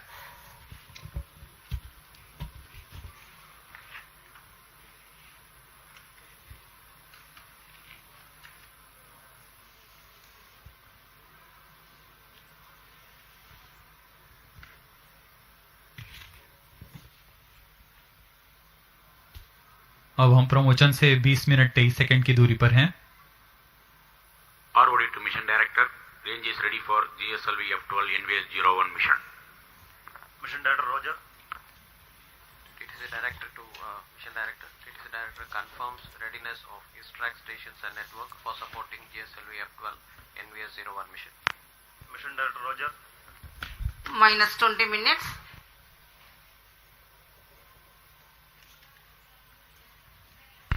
Control, event number 506 completed. GSLV F-12 NVS-1 mission के promotion की उल्टी गिनती 27.5 घंटे पूर्व शुरू हो चुकी है। इस दौरान यान को पावर ऑन किया गया है। सभी तंत्रों तथा प्रणालियों की स्वास्थ्य जांच की जा रही है। L40 स्टेज तथा GS2 स्टेज जो कि तरल नोदक पर आधारित चरण है, उन पे भराव की स्थिति प्राप्त कर भराव पूर्ण कर लिया गया है। ऐसा ही क्रायो स्टेज के लिए भी स्वास्थ्य जांच पूर्ण की जा चुकी है तथा लिक्विड ऑक्सीजन, लिक्विड हाइड्रोजन का भराव सुनिश्चित किया जा चुका है। सभी सहायक तथा सुरक्षा तंत्र अपेक्षानुकूल प्रदर्शन कर रहे हैं। साथ ही उपग्रह को भी पावर ऑन कर स्वास्थ्य जांच तथा बैटरी आवेशन किया जा रहा है। सभी प्रणोदक टंकियों पर उचित दबाव सुनिश्चित किया जा चुका है। रियल टाइम प्रोग्राम को भी ऑन बोर्ड कंप्यूटर पर लोड कर दिया गया है। Review and launch authorization boards has cleared to go ahead with the countdown and launch operations of GSLV F-12 NVS-01 mission. Based on the readiness of the GSLV F-12 launch vehicle, NVS-01 spacecraft, range systems, TTC network, and considering the favorable weather conditions, Mission Director authorizes commencement of the launch operation sequence for GSLV F-12 NVS-01 mission for launch at 10:42 hours IST today, that is 29th May 2023. All stations to know, Mission Director has given authorization for launch. Hello, authorized for H tank and O tank.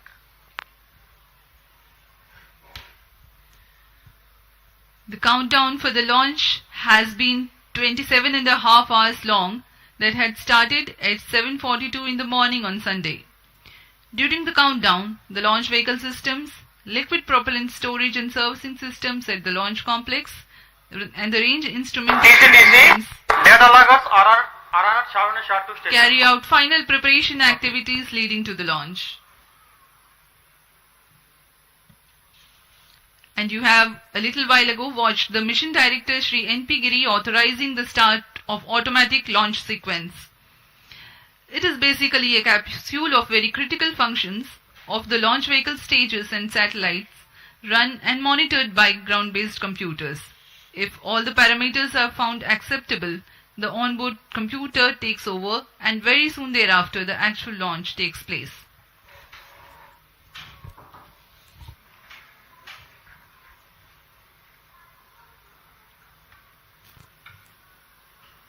Minus 17 minutes.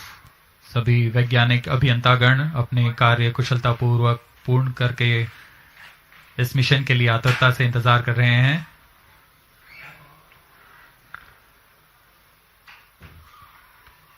कुछ अंतिम गतिविधियां तथा जांच बाकी हैं। अभी अभी हमने देखा मिशन डायरेक्टर ने ऑटोमेटिक लॉन्च सीक्वेंस शुरू करने का अनुमोदन दे दिया है।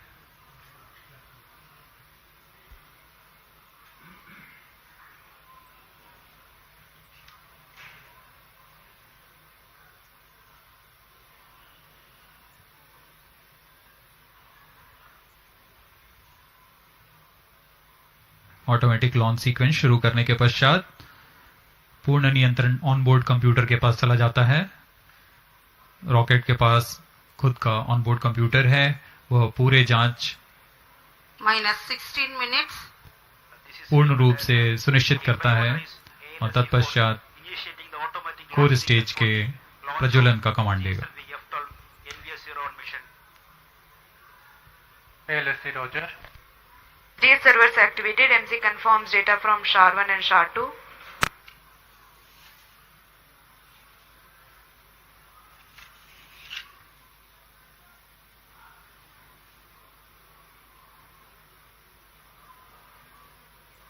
Automatic launch sequence initiated for GSLV F-12 launch.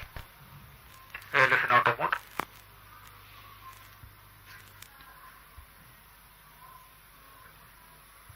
आप सभी दर्शकों के लिए अब प्रस्तुत है इस launch vehicle GSLV Mark II GSLV F-12 का संक्षिप्त integration video.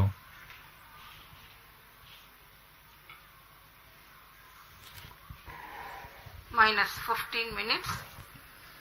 Request CGSS to confirm. प्रथम चरण जो कि ठोस नोदक पर आधारित चरण है, इसका यह nozzle and segment core base shroud के साथ यहाँ SVAB secondary vehicle assembly building पर लाया गया है।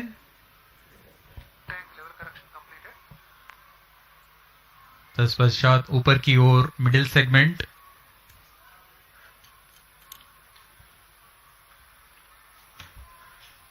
बहुत ही सावधानी पूर्वक, सतर्कता पूर्वक, धैर्य पूर्वक ये कार्य किया जाता है। इसमें कोई भी त्रुटि की कोई गुंजाइश नहीं होती है।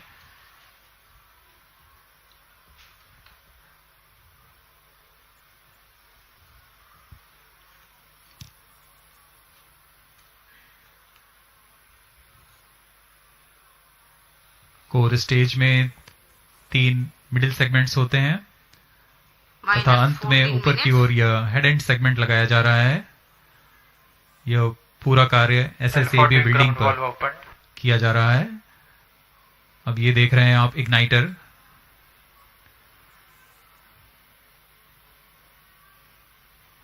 यह इंटर स्टेज है जिसे अब समायोजित कर दिया गया है प्रथम चरण पर। अब आप देख रहे हैं यह L40 स्टेज है जो कि तरल नोदक पर आधारित चरण है। इसमें विकास इंजन लगा हुआ है। UH-25 तथा N2O4 पर आधारित यह चरण।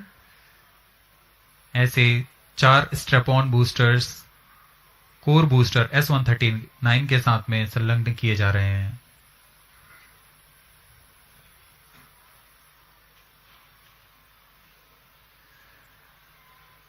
अब यह प्रथम चरण पूर्णतः तैयार हो चुका है तथा इसे SSAB बिल्डिंग से निकालकर VAB तक लाया गया।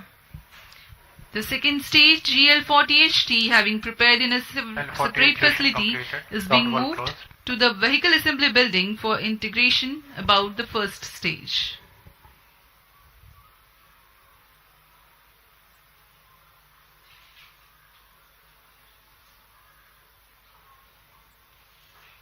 That is the cryogenic upper stage. Entering into the vehicle assembly building, carefully being tilted and being integrated above the second stage.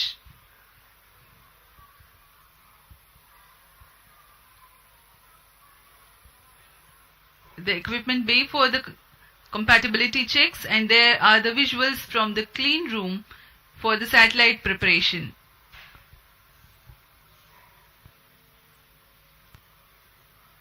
Minus 12 minutes. This is the concept of encapsulated assembly, where the satellite is being ensconced into the heat shield house, into the clean room facility, which is a separate facility, and then as an integral unit it will be moved to the vehicle assembly building and then integrated to the launch vehicle. This is a 4-meter diameter ogive payload fairing, and this is the second time a similar payload fairing and a similar design is going to fly.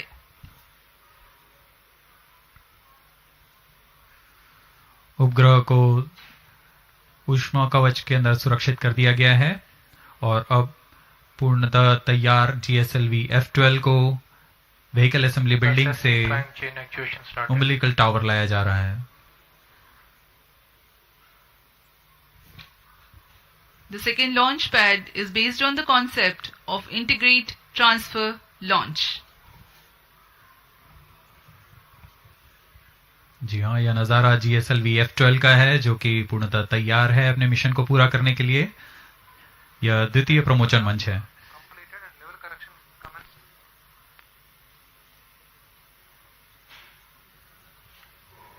Views from the mission control center on your screens now.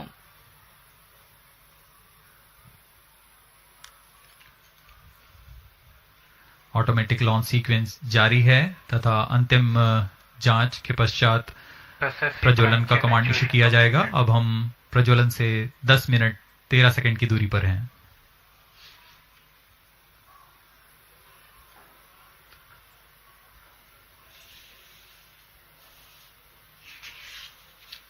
Minus 10 minutes. Health of cryom-hydraulic system is normal and cyclic charging is in progress. DS2 redundancy and actuation. अभी अभी आपने integration video देखा, हम उसको और थोड़ा वर्णन करते हैं। GSLV F12 एक त्रिचरणीय यान है।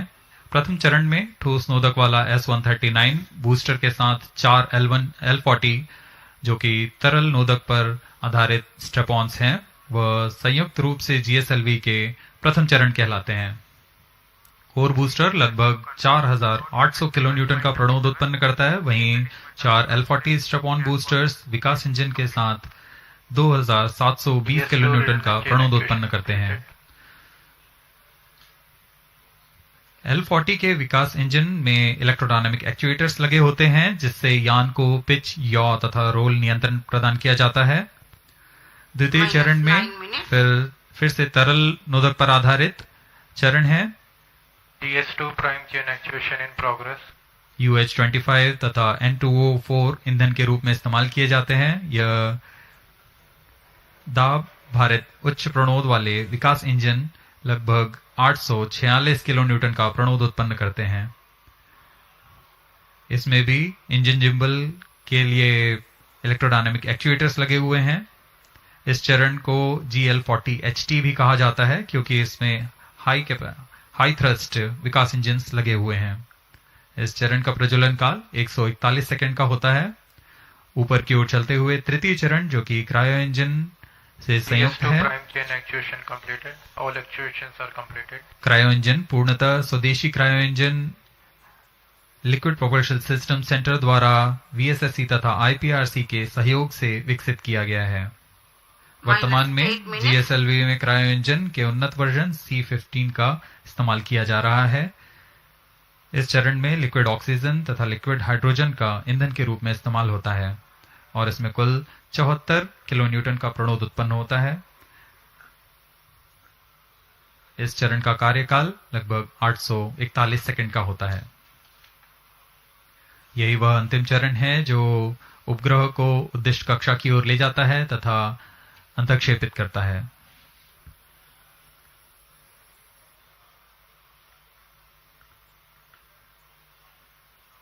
बहुत से गणमान्य व्यक्ति यहां उपस्थित हैं।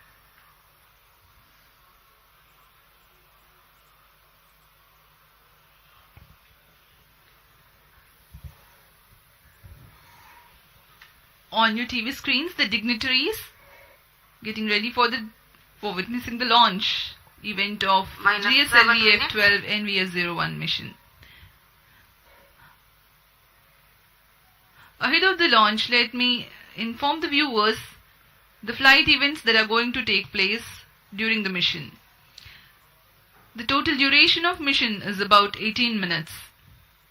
The L40 ignition takes place 4.8 seconds ahead of T0.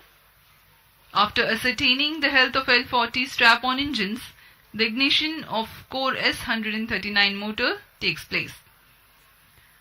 The S139 stage, based on HTPB-based solid propellant, burns for 110 seconds and burns out at an altitude of 41 kilometers. In the meantime, the rocket gains a relative velocity of 1.5 kilometers per second. The four strap-ons, called the L40, operating on Earth-storable liquid propellant-based Vikas engine, burn for about 150 seconds. The ignition of second stage, called the GS2, takes place soon after the shut-off of L40s.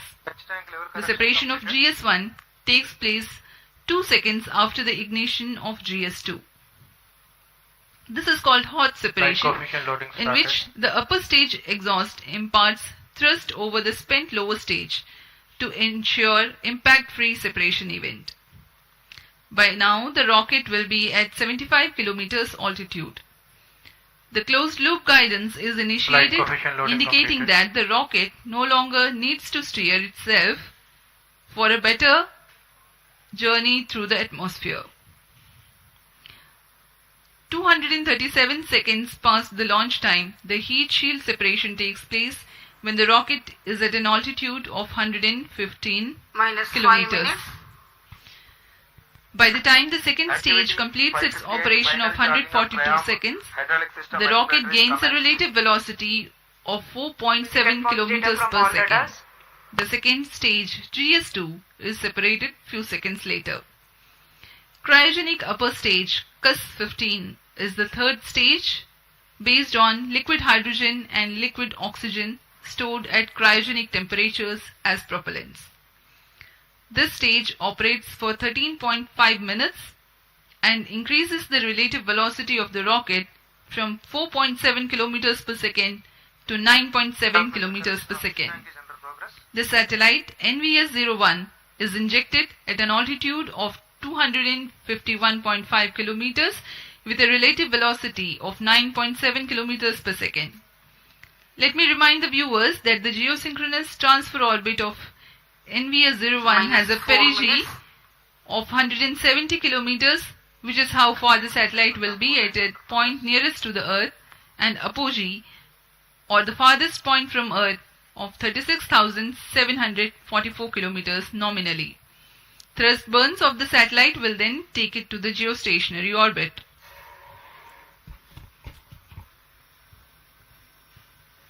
Pyro and wall battery on. Onboard अब computer हम in प्रमोचन flight के mode. पास आ चुके हैं। अब प्रमोचन 3 minute 24 second की दूरी पर है।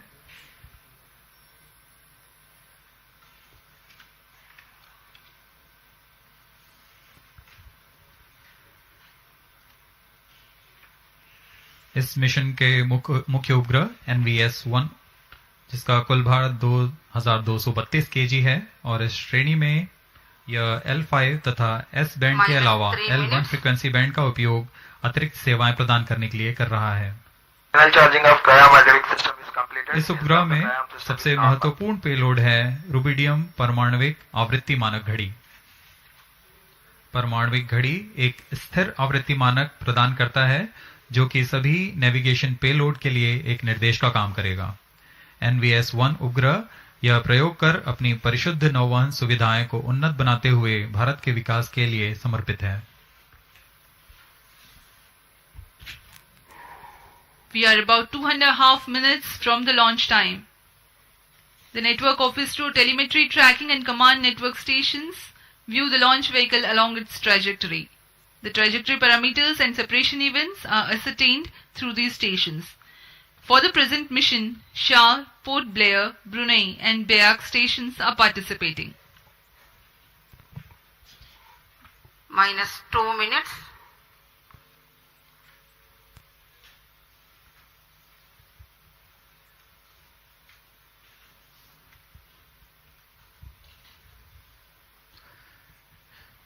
सभी दर्शक दीर्घा बड़ी बेसब्री से इंतजार करते हुए प्रमोचन का। मौसम प्रमोचन के लिए पूरी तरह अनुकूल है। Bright sunny morning here at Sriharikota.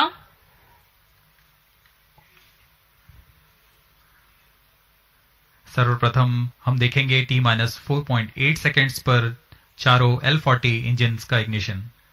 तत्पश्चात T0 पर कोर बूस्टर का प्रज्वलन होगा और उसके बाद यान का उत्थापन। There's a little over 1 minute from the launch. Boat tank ready. -1 minute. All subs armed. -55 seconds. L40 VHPP opened. -50 seconds. Battle ready. All sequences armed. -45 seconds. Tank ready. Rear stage ready. -40 seconds. PS2 40 seconds VHPP to go. opened. Stand by for the Ready. launch. -35 seconds. -30 seconds. L40 VSPP opened. -25 seconds. PS2 VSPP opened. -20 seconds. -15. 10, 9, 8, 7, 6, 5, 4, 3, 2, 1, 0. +5 seconds. Lift off neutral. प्रज्वलन और सफलतापूर्ण उत्थापन GSLV F12 का। P3 tracking. P2 tracking. चारों L40s तथा core booster S139 अपना सामान्य निष्पादन करते हुए उद्देश्य कक्षा की ओर अग्रसर। Performance normal. Nominal launch of the GSLV F12 mission. The rocket flying by spewing fire into the clear sky of Sriharikota. GS1 and L40s together thrusting currently. The Shah ground station is currently tracking.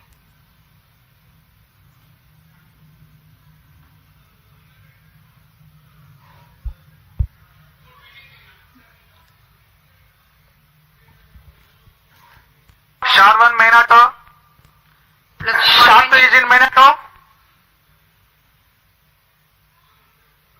वर्तमान में प्रथम चरण प्रज्वलित है। इसका कार्यकाल लगभग 110 second का होगा। इसमें 4800 किलोन्यूटन का प्रणोद उत्पन्न होता है। P2 change over to SCBT2. The core 139 motor will continue to burn for 110 seconds, while the L40s continue to burn for a total of 150 seconds.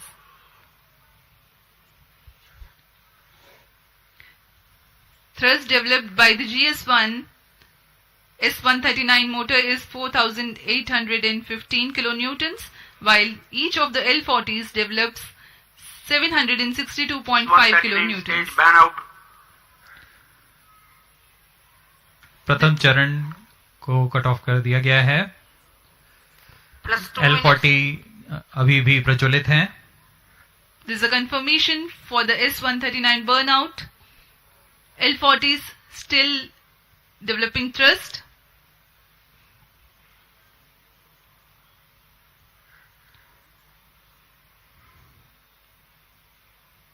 कुछ ही क्षणों में हम देखेंगे द्वितीय चरण का प्रज्वलन तथा प्रथम चरण का पृथक्कन।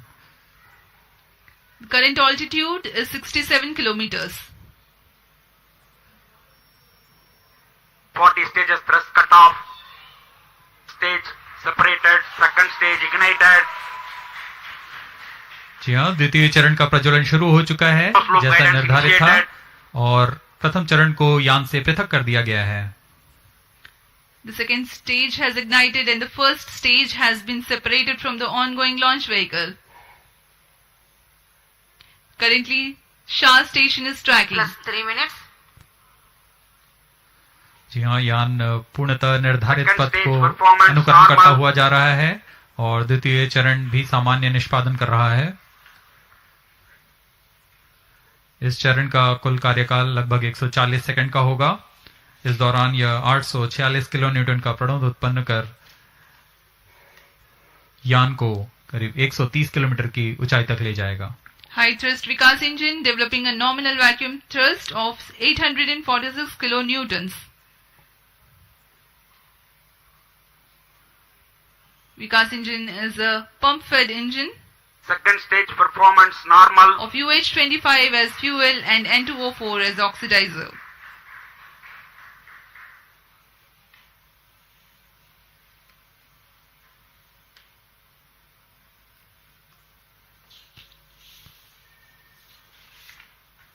Plus 4 minutes. Load fairing separated. चूंकि यान घने वातावरण से बाहर जा चुका है इसलिए ऊष्मा कवच की आवश्यकता नहीं रह गई है और इसलिए इसे यान से पृथक कर दिया गया है। Two major flight events have taken place in recent past. The initiation of closed loop guidance and the separation of payload fairing. Performance normal. Currently the vehicle is going as per the predicted trajectory. Shar and Port Blair stations currently tracking. Authorized.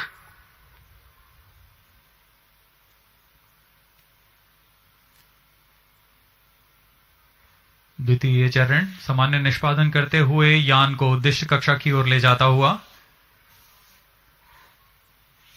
Stage thrust cut off. Second stage separate. 5 minutes. Thrust ignition is commanded. द्वितीय चरण को cut off के बाद में यान से पृथक कर दिया गया है और अंतिम चरण क्रायो अपर स्टेज का प्रज्वलन शुरू हो चुका है। The cryogenic upper stage has commenced its operation. The nominal burn duration for cryo stage is more than 13 minutes.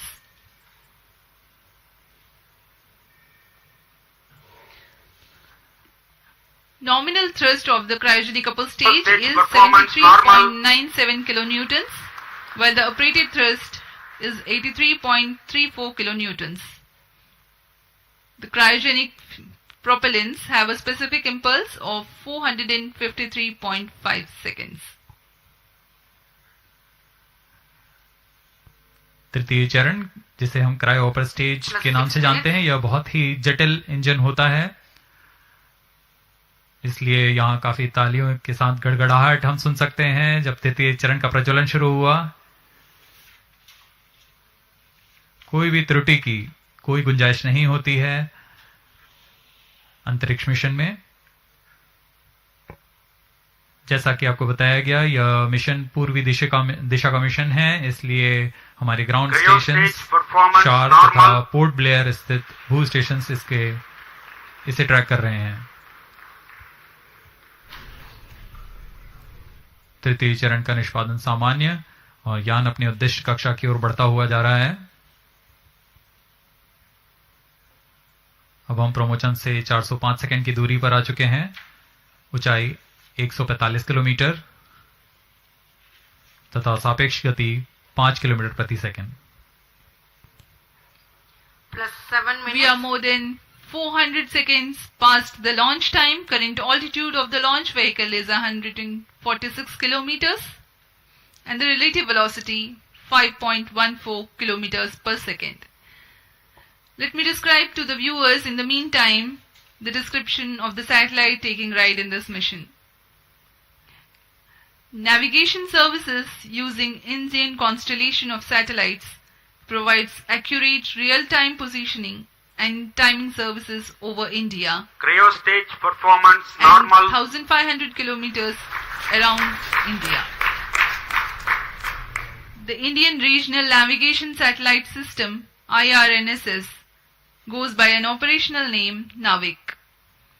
The launch of IRNSS 1A took place in July 2013, and with the launch of IRNSS 1I in April 2018, the constellation of NAVIC with first generation of satellites, that is 3 in geostationary and 4 in geosynchronous orbit, was complete. The present satellite NVS-01 is the first in the second generation navigation satellite series, which will ensure continuity of legacy NAVIC services. The satellite has navigation and ranging payloads.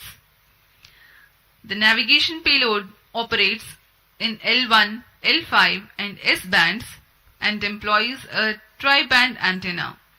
The heart of the navigation payload is the rubidium atomic frequency standard RAFS, the atomic clock which acts as a stable frequency reference for the navigation payload. This clock is indigenously developed by the Space Application Center of ISRO at Ahmedabad. The RAFS is one thing that distinguishes second generation of navigation satellites from the first. The other noteworthy feature is the inclusion of L1 navigation band, which is popular for providing PNT, that is precision, navigation and timing services for users and for interoperability with other GNSS signals. The ranging payload consists of C/C transponder used for two-way CDMA ranging to facilitate precise orbit determination. NAVIC is significant for India in the application of navigation in terrestrial, aerial and maritime areas, geodetic surveying, fleet management and marine fisheries. Apart from these, NAVIC is useful in providing location-based services in mobile devices. Timing services are provided to the agencies for which accurate time is of utmost importance, like financial institutions, power grids and such. The other applications include Internet of Things, strategic and emergency services.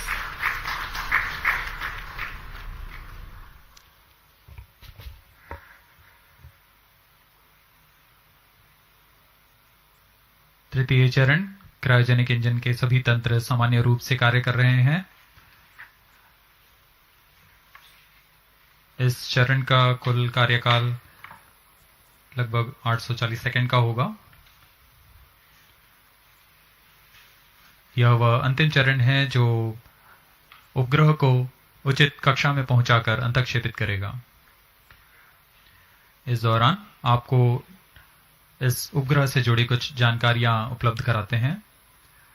देश के नौवहन आवश्यकताओं को पूरा करने के लिए इसरो द्वारा नाविक नेविगेशन विद इंडियन कॉन्स्टलेशन की स्थापना की गई।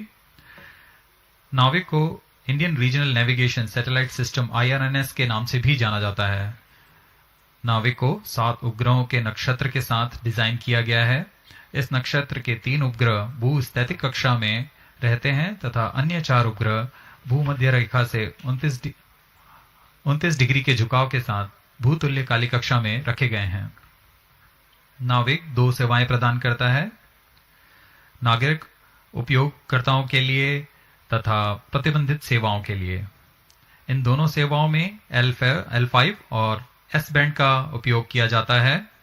नौवहन के कवरेज में भारत और उसके सीमाओं से लगे 1500 किलोमीटर के क्षेत्र में यह सुविधाएं प्रदान करने में सक्षम होगा। इसमें नौवहन सिग्नल 20 मीटर के विभेदन क्षमता और 50 नैनोसेकंड से अधिक की समय परिशुद्धता के लिए डिजाइन किया गया है। NVS-1 L1 बैंड पर अपनी अतिरिक्त सेवाएं प्रदान करने के लिए भी डिजाइन किया गया है। नाविक के अन्य अनुप्रयोगों में है भौमिक, आकाशीय तथा समुद्री नौवहन, भूगणितीय सर्वेक्षण, आपातकालीन सेवाएं, मोबाइल की स्थिति आधारित सेवाएं, उपग्रहों का कक्षा निर्धारण, महत्वपूर्ण संस्थानों में सामयिक सेवाएं, इंटरनेट ऑफ थिंग्स और ऐसे अनेक युक्ति अनुप्रयोग शामिल हैं।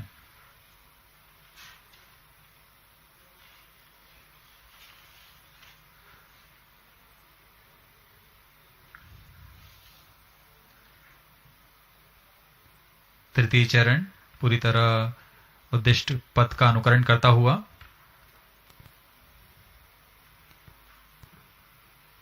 plus 13 minutes.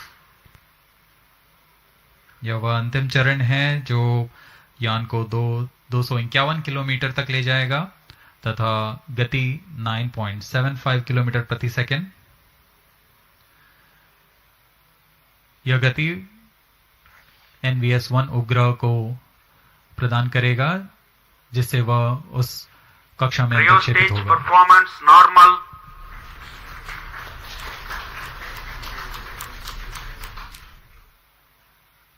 वर्तमान में यान की सापेक्ष गति 7.1 किलोमीटर प्रति सेकंड तथा ऊंचाई 133 kilometre.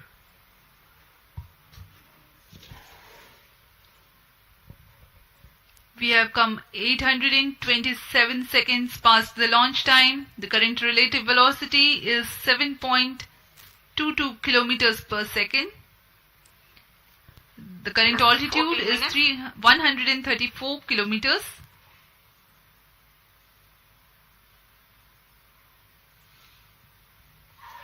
The trajectory being followed by the launch vehicle is as per the prediction, very precise.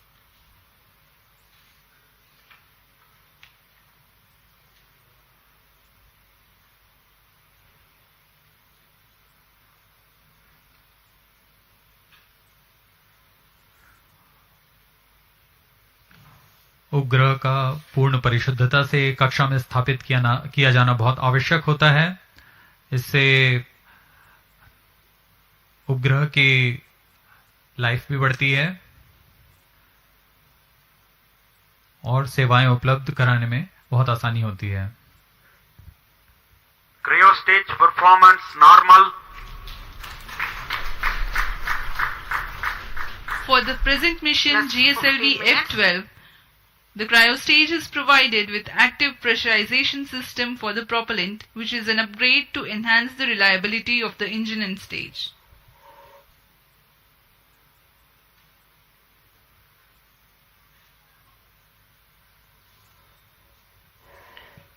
Presently, Port Blair and Brunei stations are tracking.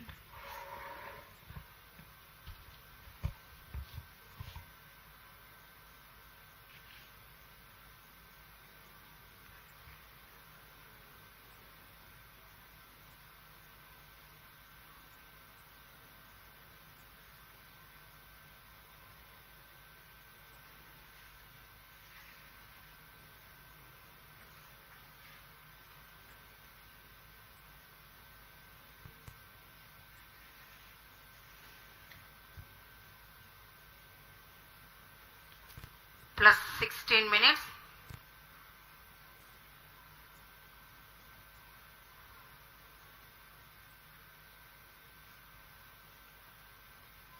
Cryo stage व अंतिम चरण है GSLV F12 का, जो कि उपग्रह को उद्दिष्ट कक्षा में स्थापित करेगा। यह चरण LPSC द्वारा निर्मित किया गया है।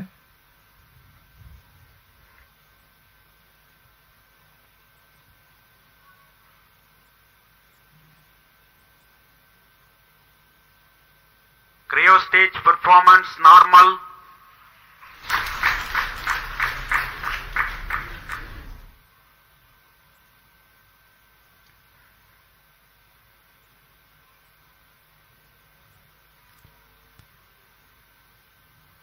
Plus 17 minutes.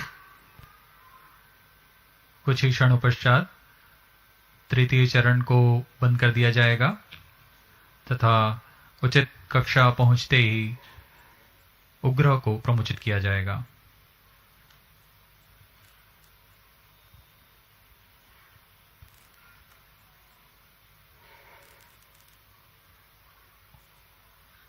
The current altitude is 189 kilometers.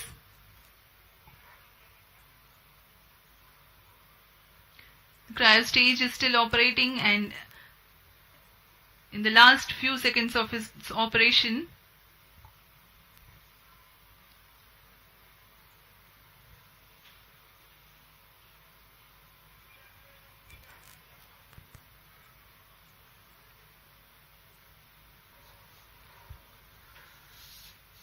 अब कुछ ही क्षणों पश्चात हम देखेंगे क्रायो स्टेज का बंद होना तथा उपग्रह के अंतक्षेपण की स्थितियां प्राप्त होते ही उपग्रह का अंतक्षेपण। Brunei and Bayak ground stations are currently tracking.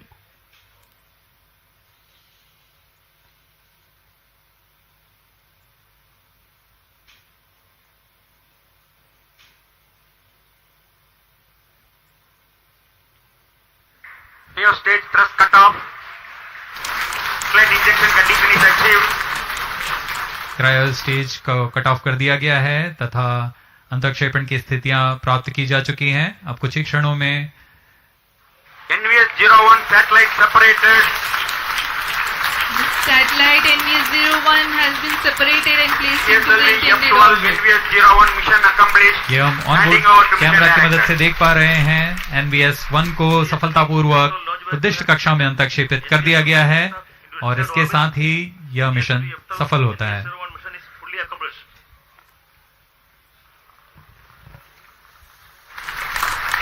The launch of GSLV F12 NVS-01 mission has been successful. The jubilant ambience in the Mission Control Center is a testimony to how much this success matters to ISRO. Many congratulations to all the teams of ISRO. We take leave from you. Do continue to be with us for the address by Secretary DOS, Chairman ISRO, Shri S. Somnath.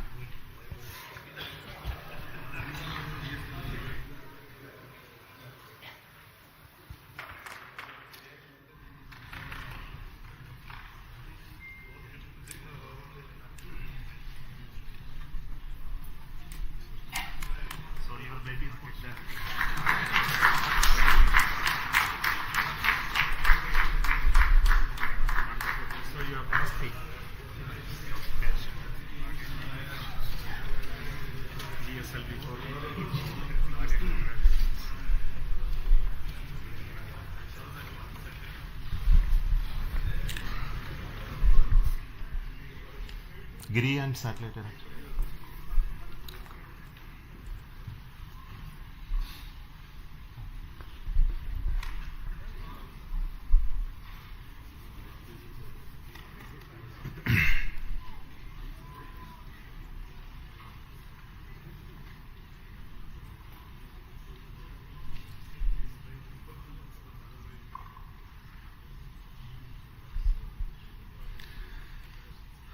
Good morning all of you.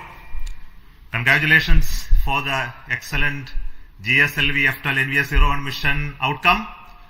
I'm very happy to announce the NVS-01 navigation satellite for the Navi constellation has been placed in the precise orbit by GSLV F12 vehicle. Congratulations to the entire team ISRO for making this mission happen. As all of you are aware, this mission of GSLV F12 is after the debacle that we had in F10 mission, where there was an issue in the cryogenic stage. The cryogenic engine ignition could not be accomplished. And I'm very happy that the corrections, the modifications in the cryogenic stage that we have done in this stage, as well as the lessons that we learned out of it to make our cryogenic stage more reliable, has really paid benefits. And we are seeing the success in our GSLV Mark III LVM3 mission with the C25 stage, as well as with the CUS stage with the required modifications done. So I want to specifically thank the entire failure analysis committee who went through this and made our life much better, and also for LPSC, Liquid Propulsion System Center, who worked hard to make sure the cryogenic stage is brought back to its high levels of reliability. Today, the NAVIC satellite NVS-01 is the second generation of navigation satellite with additional capabilities that we have already brought into this satellite constellation, where we make the signals more secure. We made a civilian frequency band L1, and also introduced our atomic clock, which is designed and developed by Space Applications Center ISRO. And this is one of the 5 series of satellites in this new configuration that are to be launched. So I would like to thank all those people who worked to make this satellite as well and make this mission a really grand success. Now the satellite is in a geotransfer orbit. Now the satellite team will take over, and now we'll do the rest of the functions of circularizing it and placing it at the right place in the position where it is intended to be. So I wish all the very best to the satellite team for subsequent missions. So today we have with me the mission director, Sri Giri, who will speak to you, and also the satellite director who will speak afterwards.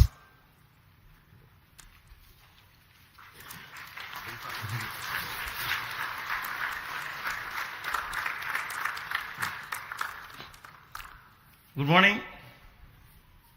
Hearty congratulations to the entire ISRO team for the grand success of GSLV F12 NVS-01 mission.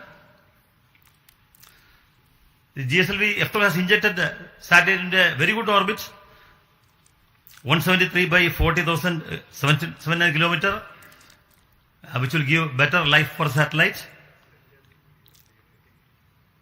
See, this is the first successful flight of the GSLV with 4-meter payload fairing.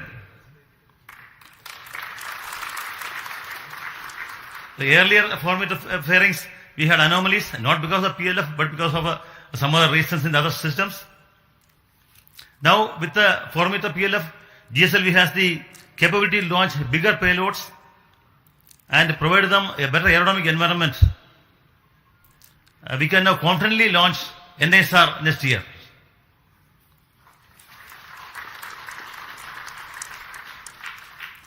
See, last flight GSLV F10 anomaly was heartbreaking for all of us. But Chairman ISRO was always acting as a morale booster, because of the constant encouragement and encouragement directors. The core team, along with the SDS, has recovered fully, and the cryo stage is modified with the FAC recommendations.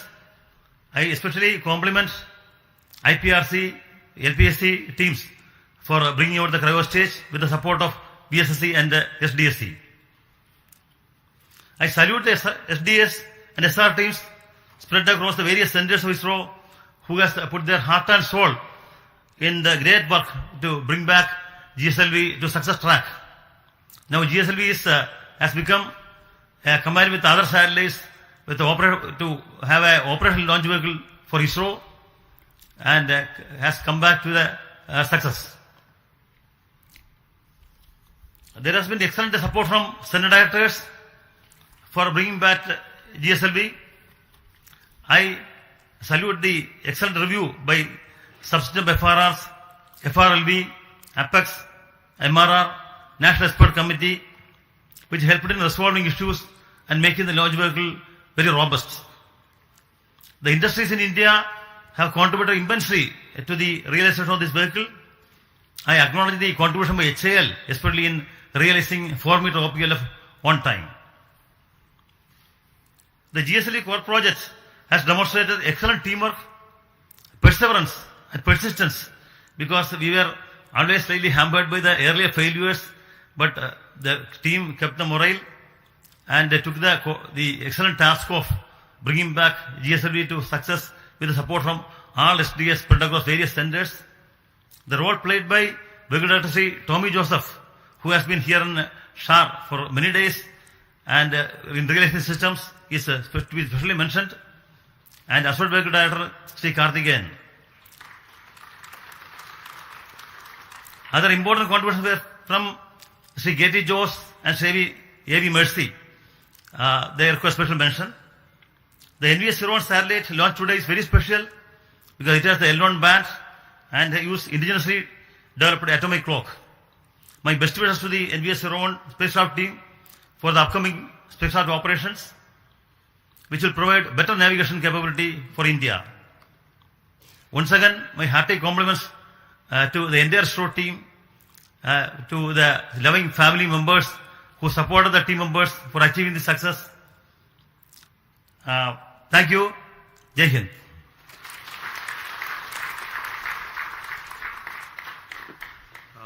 Now the satellite director, Mr. Bhaskar. Good morning to one and all. I do believe that Naughty Boy has been fully tamed.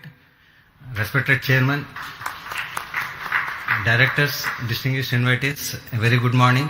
The launch of NVS-01 is an event which all of us in the navigation community have been looking forward to for quite some time because of two reasons. One is we have included the popular civilian band L1, and the inclusion of this band will make us interoperable with international operators. Second, and the most important reason is we have included our very own indigenous atomic clock developed by SAC Ahmedabad. A big kudos to all the teams from SAC payload team.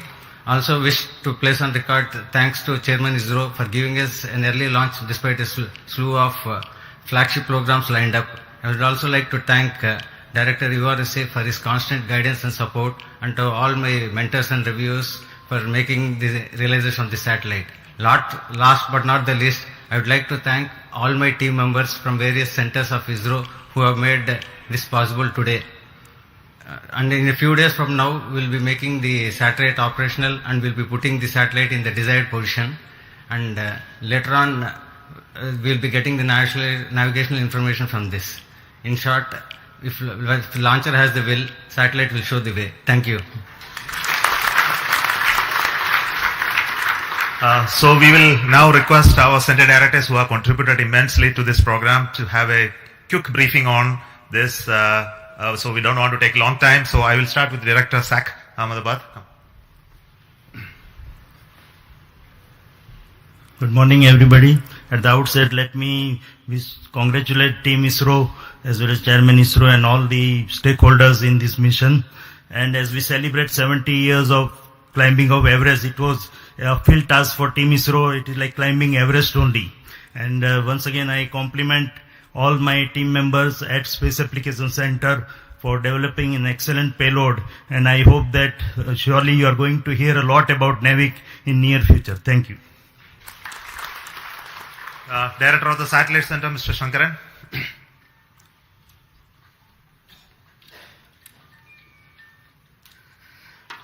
Good morning. After a long time, a satellite going into geo orbit has been launched by us. Of course, last year we had the commercial launch for NCEL, but our own satellite, it's quite some time we are having a launch. And today, on a hot summer day in SHAR, where the temperature is more than 40, but you feel like 50, what more pleasure than having an operational satellite with GSLV, putting it in the precise orbit. What more pleasure do we all need?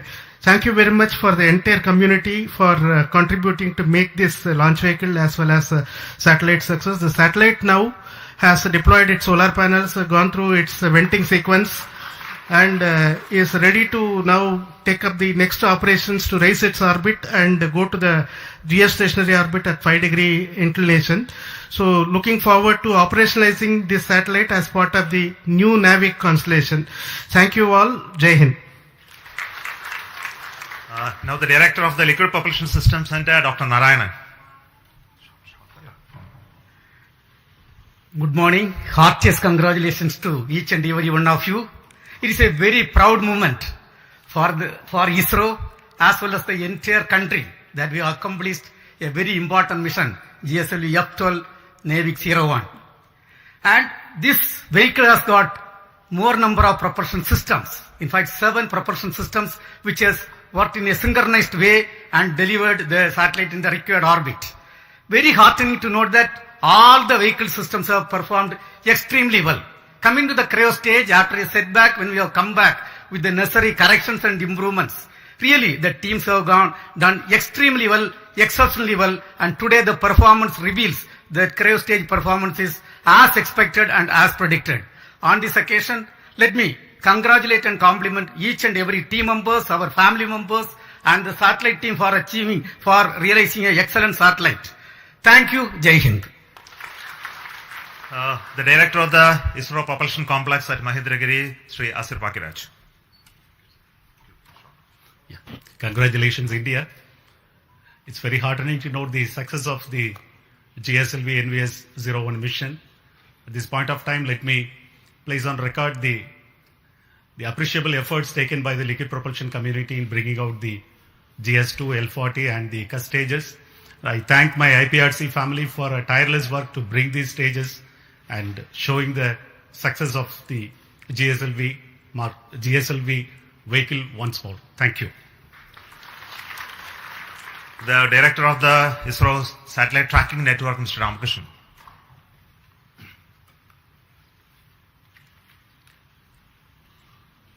Good morning to all. Thank you, sir. It's a really great mission. After a long time, we had a very great success here. And all our tracking stations have provided very immensely useful data.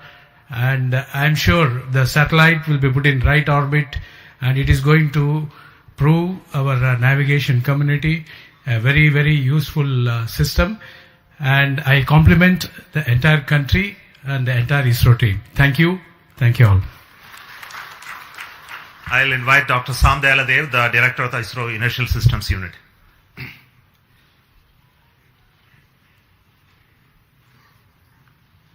Good morning. Really very happy to see the successful flight of GF12. Really I compliment as well as congratulate all of you for the excellent contribution really coming after a setback in F10. So the type of reviews that had gone through, especially for the cryo stage, excellent reviews, and all the elements were really put into great rig so that so nothing is left unturned. So really very happy to see the performance of the whole stages. And also personally, I think ISRO Inertial System Unit is also very happy that because in NVS-01 the first magnetic levitated reaction wheels is being flown, where with the excellent micro vibration capability.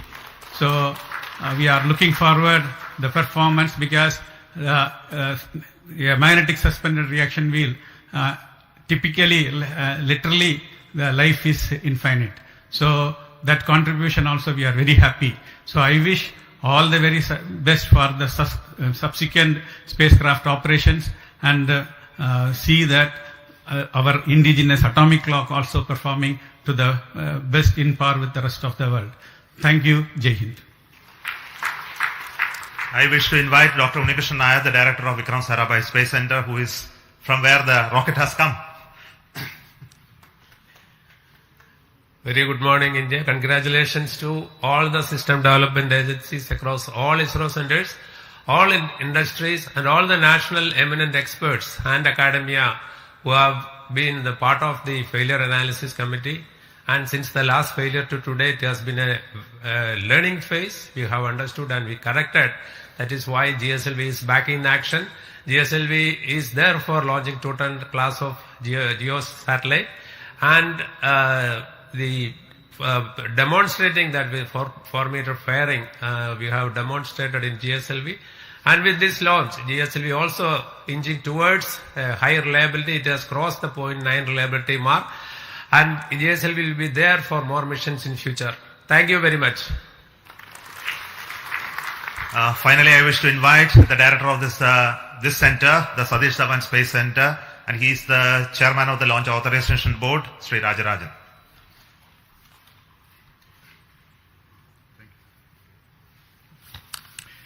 Congrats Team India across ISRO and the industries for making one more vehicle after all these failures. Some vehicles require coaching, and this seems to be well done by all the failure analysis committee and recommendation, and has been strengthened, and it has been shown today. Both the vehicle as well as the spacecraft is having better instrumentation and augmentation to serve the country. At SHAR, we had the 2023 fourth successful launch. Every month we are having a habit of a successful launch. Let us keep it. Whether the weather is helping us or not, I hope the entire team across centers and this one comes into here for the last mile activity and making this a very good way to progress in a time-bound manner. And I also thanks Chairman for giving all the support, making us that all the support is available at this place to carry out the work without any hitch. Already we are having vehicles further, and I am also happy to note at SDS Ishar that you have multiple launch campaigns going on simultaneously, both commercial as well as development, and I compliment all the people to do the work once again. And once again I thank the entire community for making a successful launch. Thank you. On this very happiest occasion, it's very important that I should recognize the support that we are getting from the government, especially in authorizing us to have this launch of GSLV after a failure, and the confidence the decision makers, our honorable prime ministers and other key functionaries who reviewed it to see that we have done the required work, and also to see the Navi constellation is something that is very crucial for this nation to have a regional navigation constellation, and it must be made to fully operational status. It must be put to use for various applications that we already started to work on.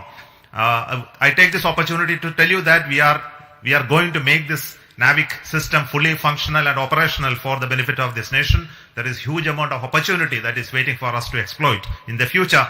And also the case of GSLV, we had, of course, there were issues in the past, but I am very sure the full configuration which we all dreamt to make it operational is on the way, and we are having the next launch of GSLV with a climate and weather observation satellite called INSAT 3DS that will be happening soon. And after that, the same rocket is bound to take the NISR, the India NASA synthetic aperture radar satellite as well. Coming months, we are going to have launches of PSLV as well as GSLV Mark III, and we are also getting ready to launch the test vehicle of the Gaganyaan. Of course, the launches of further PSLVs and SSLVs in the offing. The SHAR is abreast with a lot of activities towards all of this. So let me take goodbye from you today at this moment, and hope to tell you the final status of the orbitalizing process and the operationalization of NAVIC in due course. Thank you, goodbye from Satish Dhawan Space Center.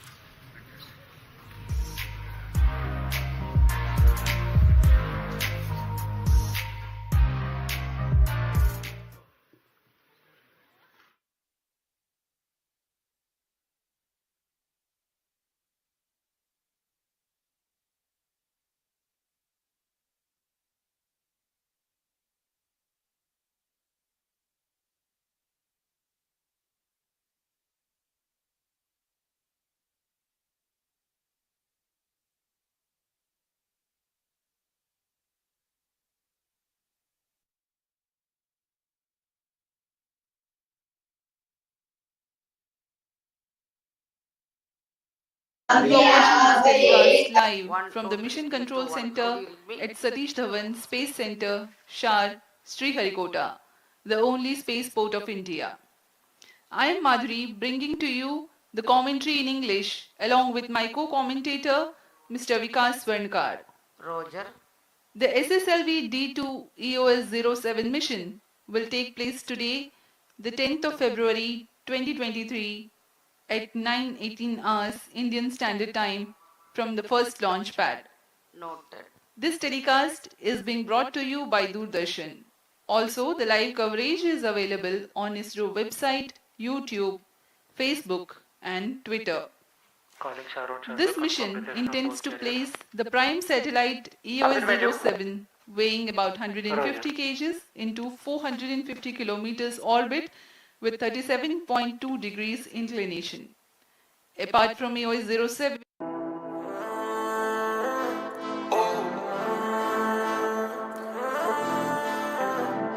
ਸਾਰਿਆਂ ਚ ਬੈਠੀ ਸੋਹਣੀ ਕੌਣ ਉਹ ਸੋਹਣੀ ਮੇਰੀ ਜਾਨ ਲੱਗਦੀ ਸਾਰਿਆਂ ਚ ਬੈਠੀ ਸੋਹਣੀ ਕੌਣ ਉਹ ਸੋਹਣੀ ਮੇਰੀ ਜਾਨ ਲੱਗਦੀ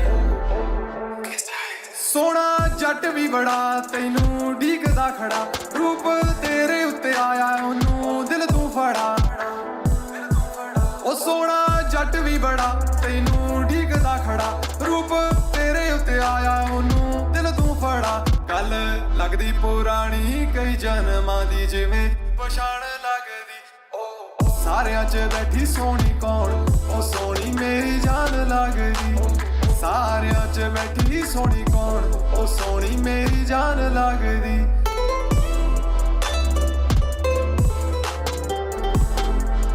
ਤੂੰ ਆ ਜਾ ਮੇਰੇ ਕੋਲ ਦਿਲ ਮੇਰਾ ਲੈ ਤੂੰ ਕੋਲ ਗੱਲ ਕਰ ਹੁਣ ਛੇੜ ਯਸ ਛੇਤੀ ਨਾਲ ਬੋਲ ਤੂੰ ਆ ਜਾ ਮੇਰੇ ਕੋਲ ਦਿਲ ਮੇਰਾ ਲੈ ਤੂੰ ਕੋਲ ਗੱਲ ਕਰ ਹੁਣ ਛੇੜ ਯਸ ਛੇਤੀ ਨਾਲ ਬੋਲ ਕਰੇ ਮਨ ਦੇ ਹੀ ਸਾਰ ਰੌਲੀ ਪਾਈ ਸਾਰੇ ਜਹਾਨ ਲੱਗਦੀ ਉਹ ਸਾਰਿਆਂ 'ਚ ਬੈਠੀ ਸੋਹਣੀ ਕੌਣ ਉਹ ਸੋਹਣੀ ਮੇਰੀ ਜਾਨ ਲੱਗਦੀ ਸਾਰਿਆਂ 'ਚ ਬੈਠੀ ਸੋਹਣੀ ਕੌਣ ਉਹ ਸੋਹਣੀ ਮੇਰੀ ਜਾਨ ਲੱਗਦੀ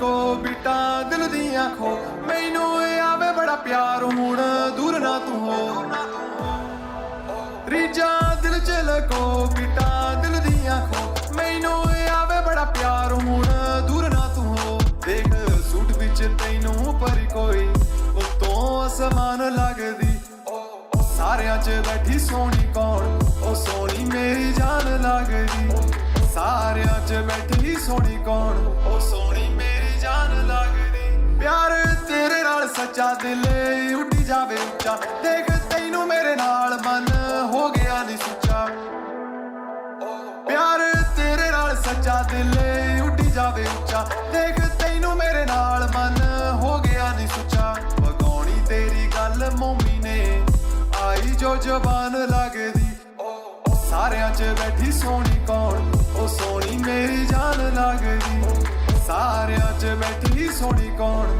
ਉਹ ਸੋਹਣੀ ਮੇਰੀ ਜਾਨ ਲੱਗਦੀ ਉਹ ਸੋਹਣੀ ਮੇਰੀ ਜਾਨ ਲੱਗਦੀ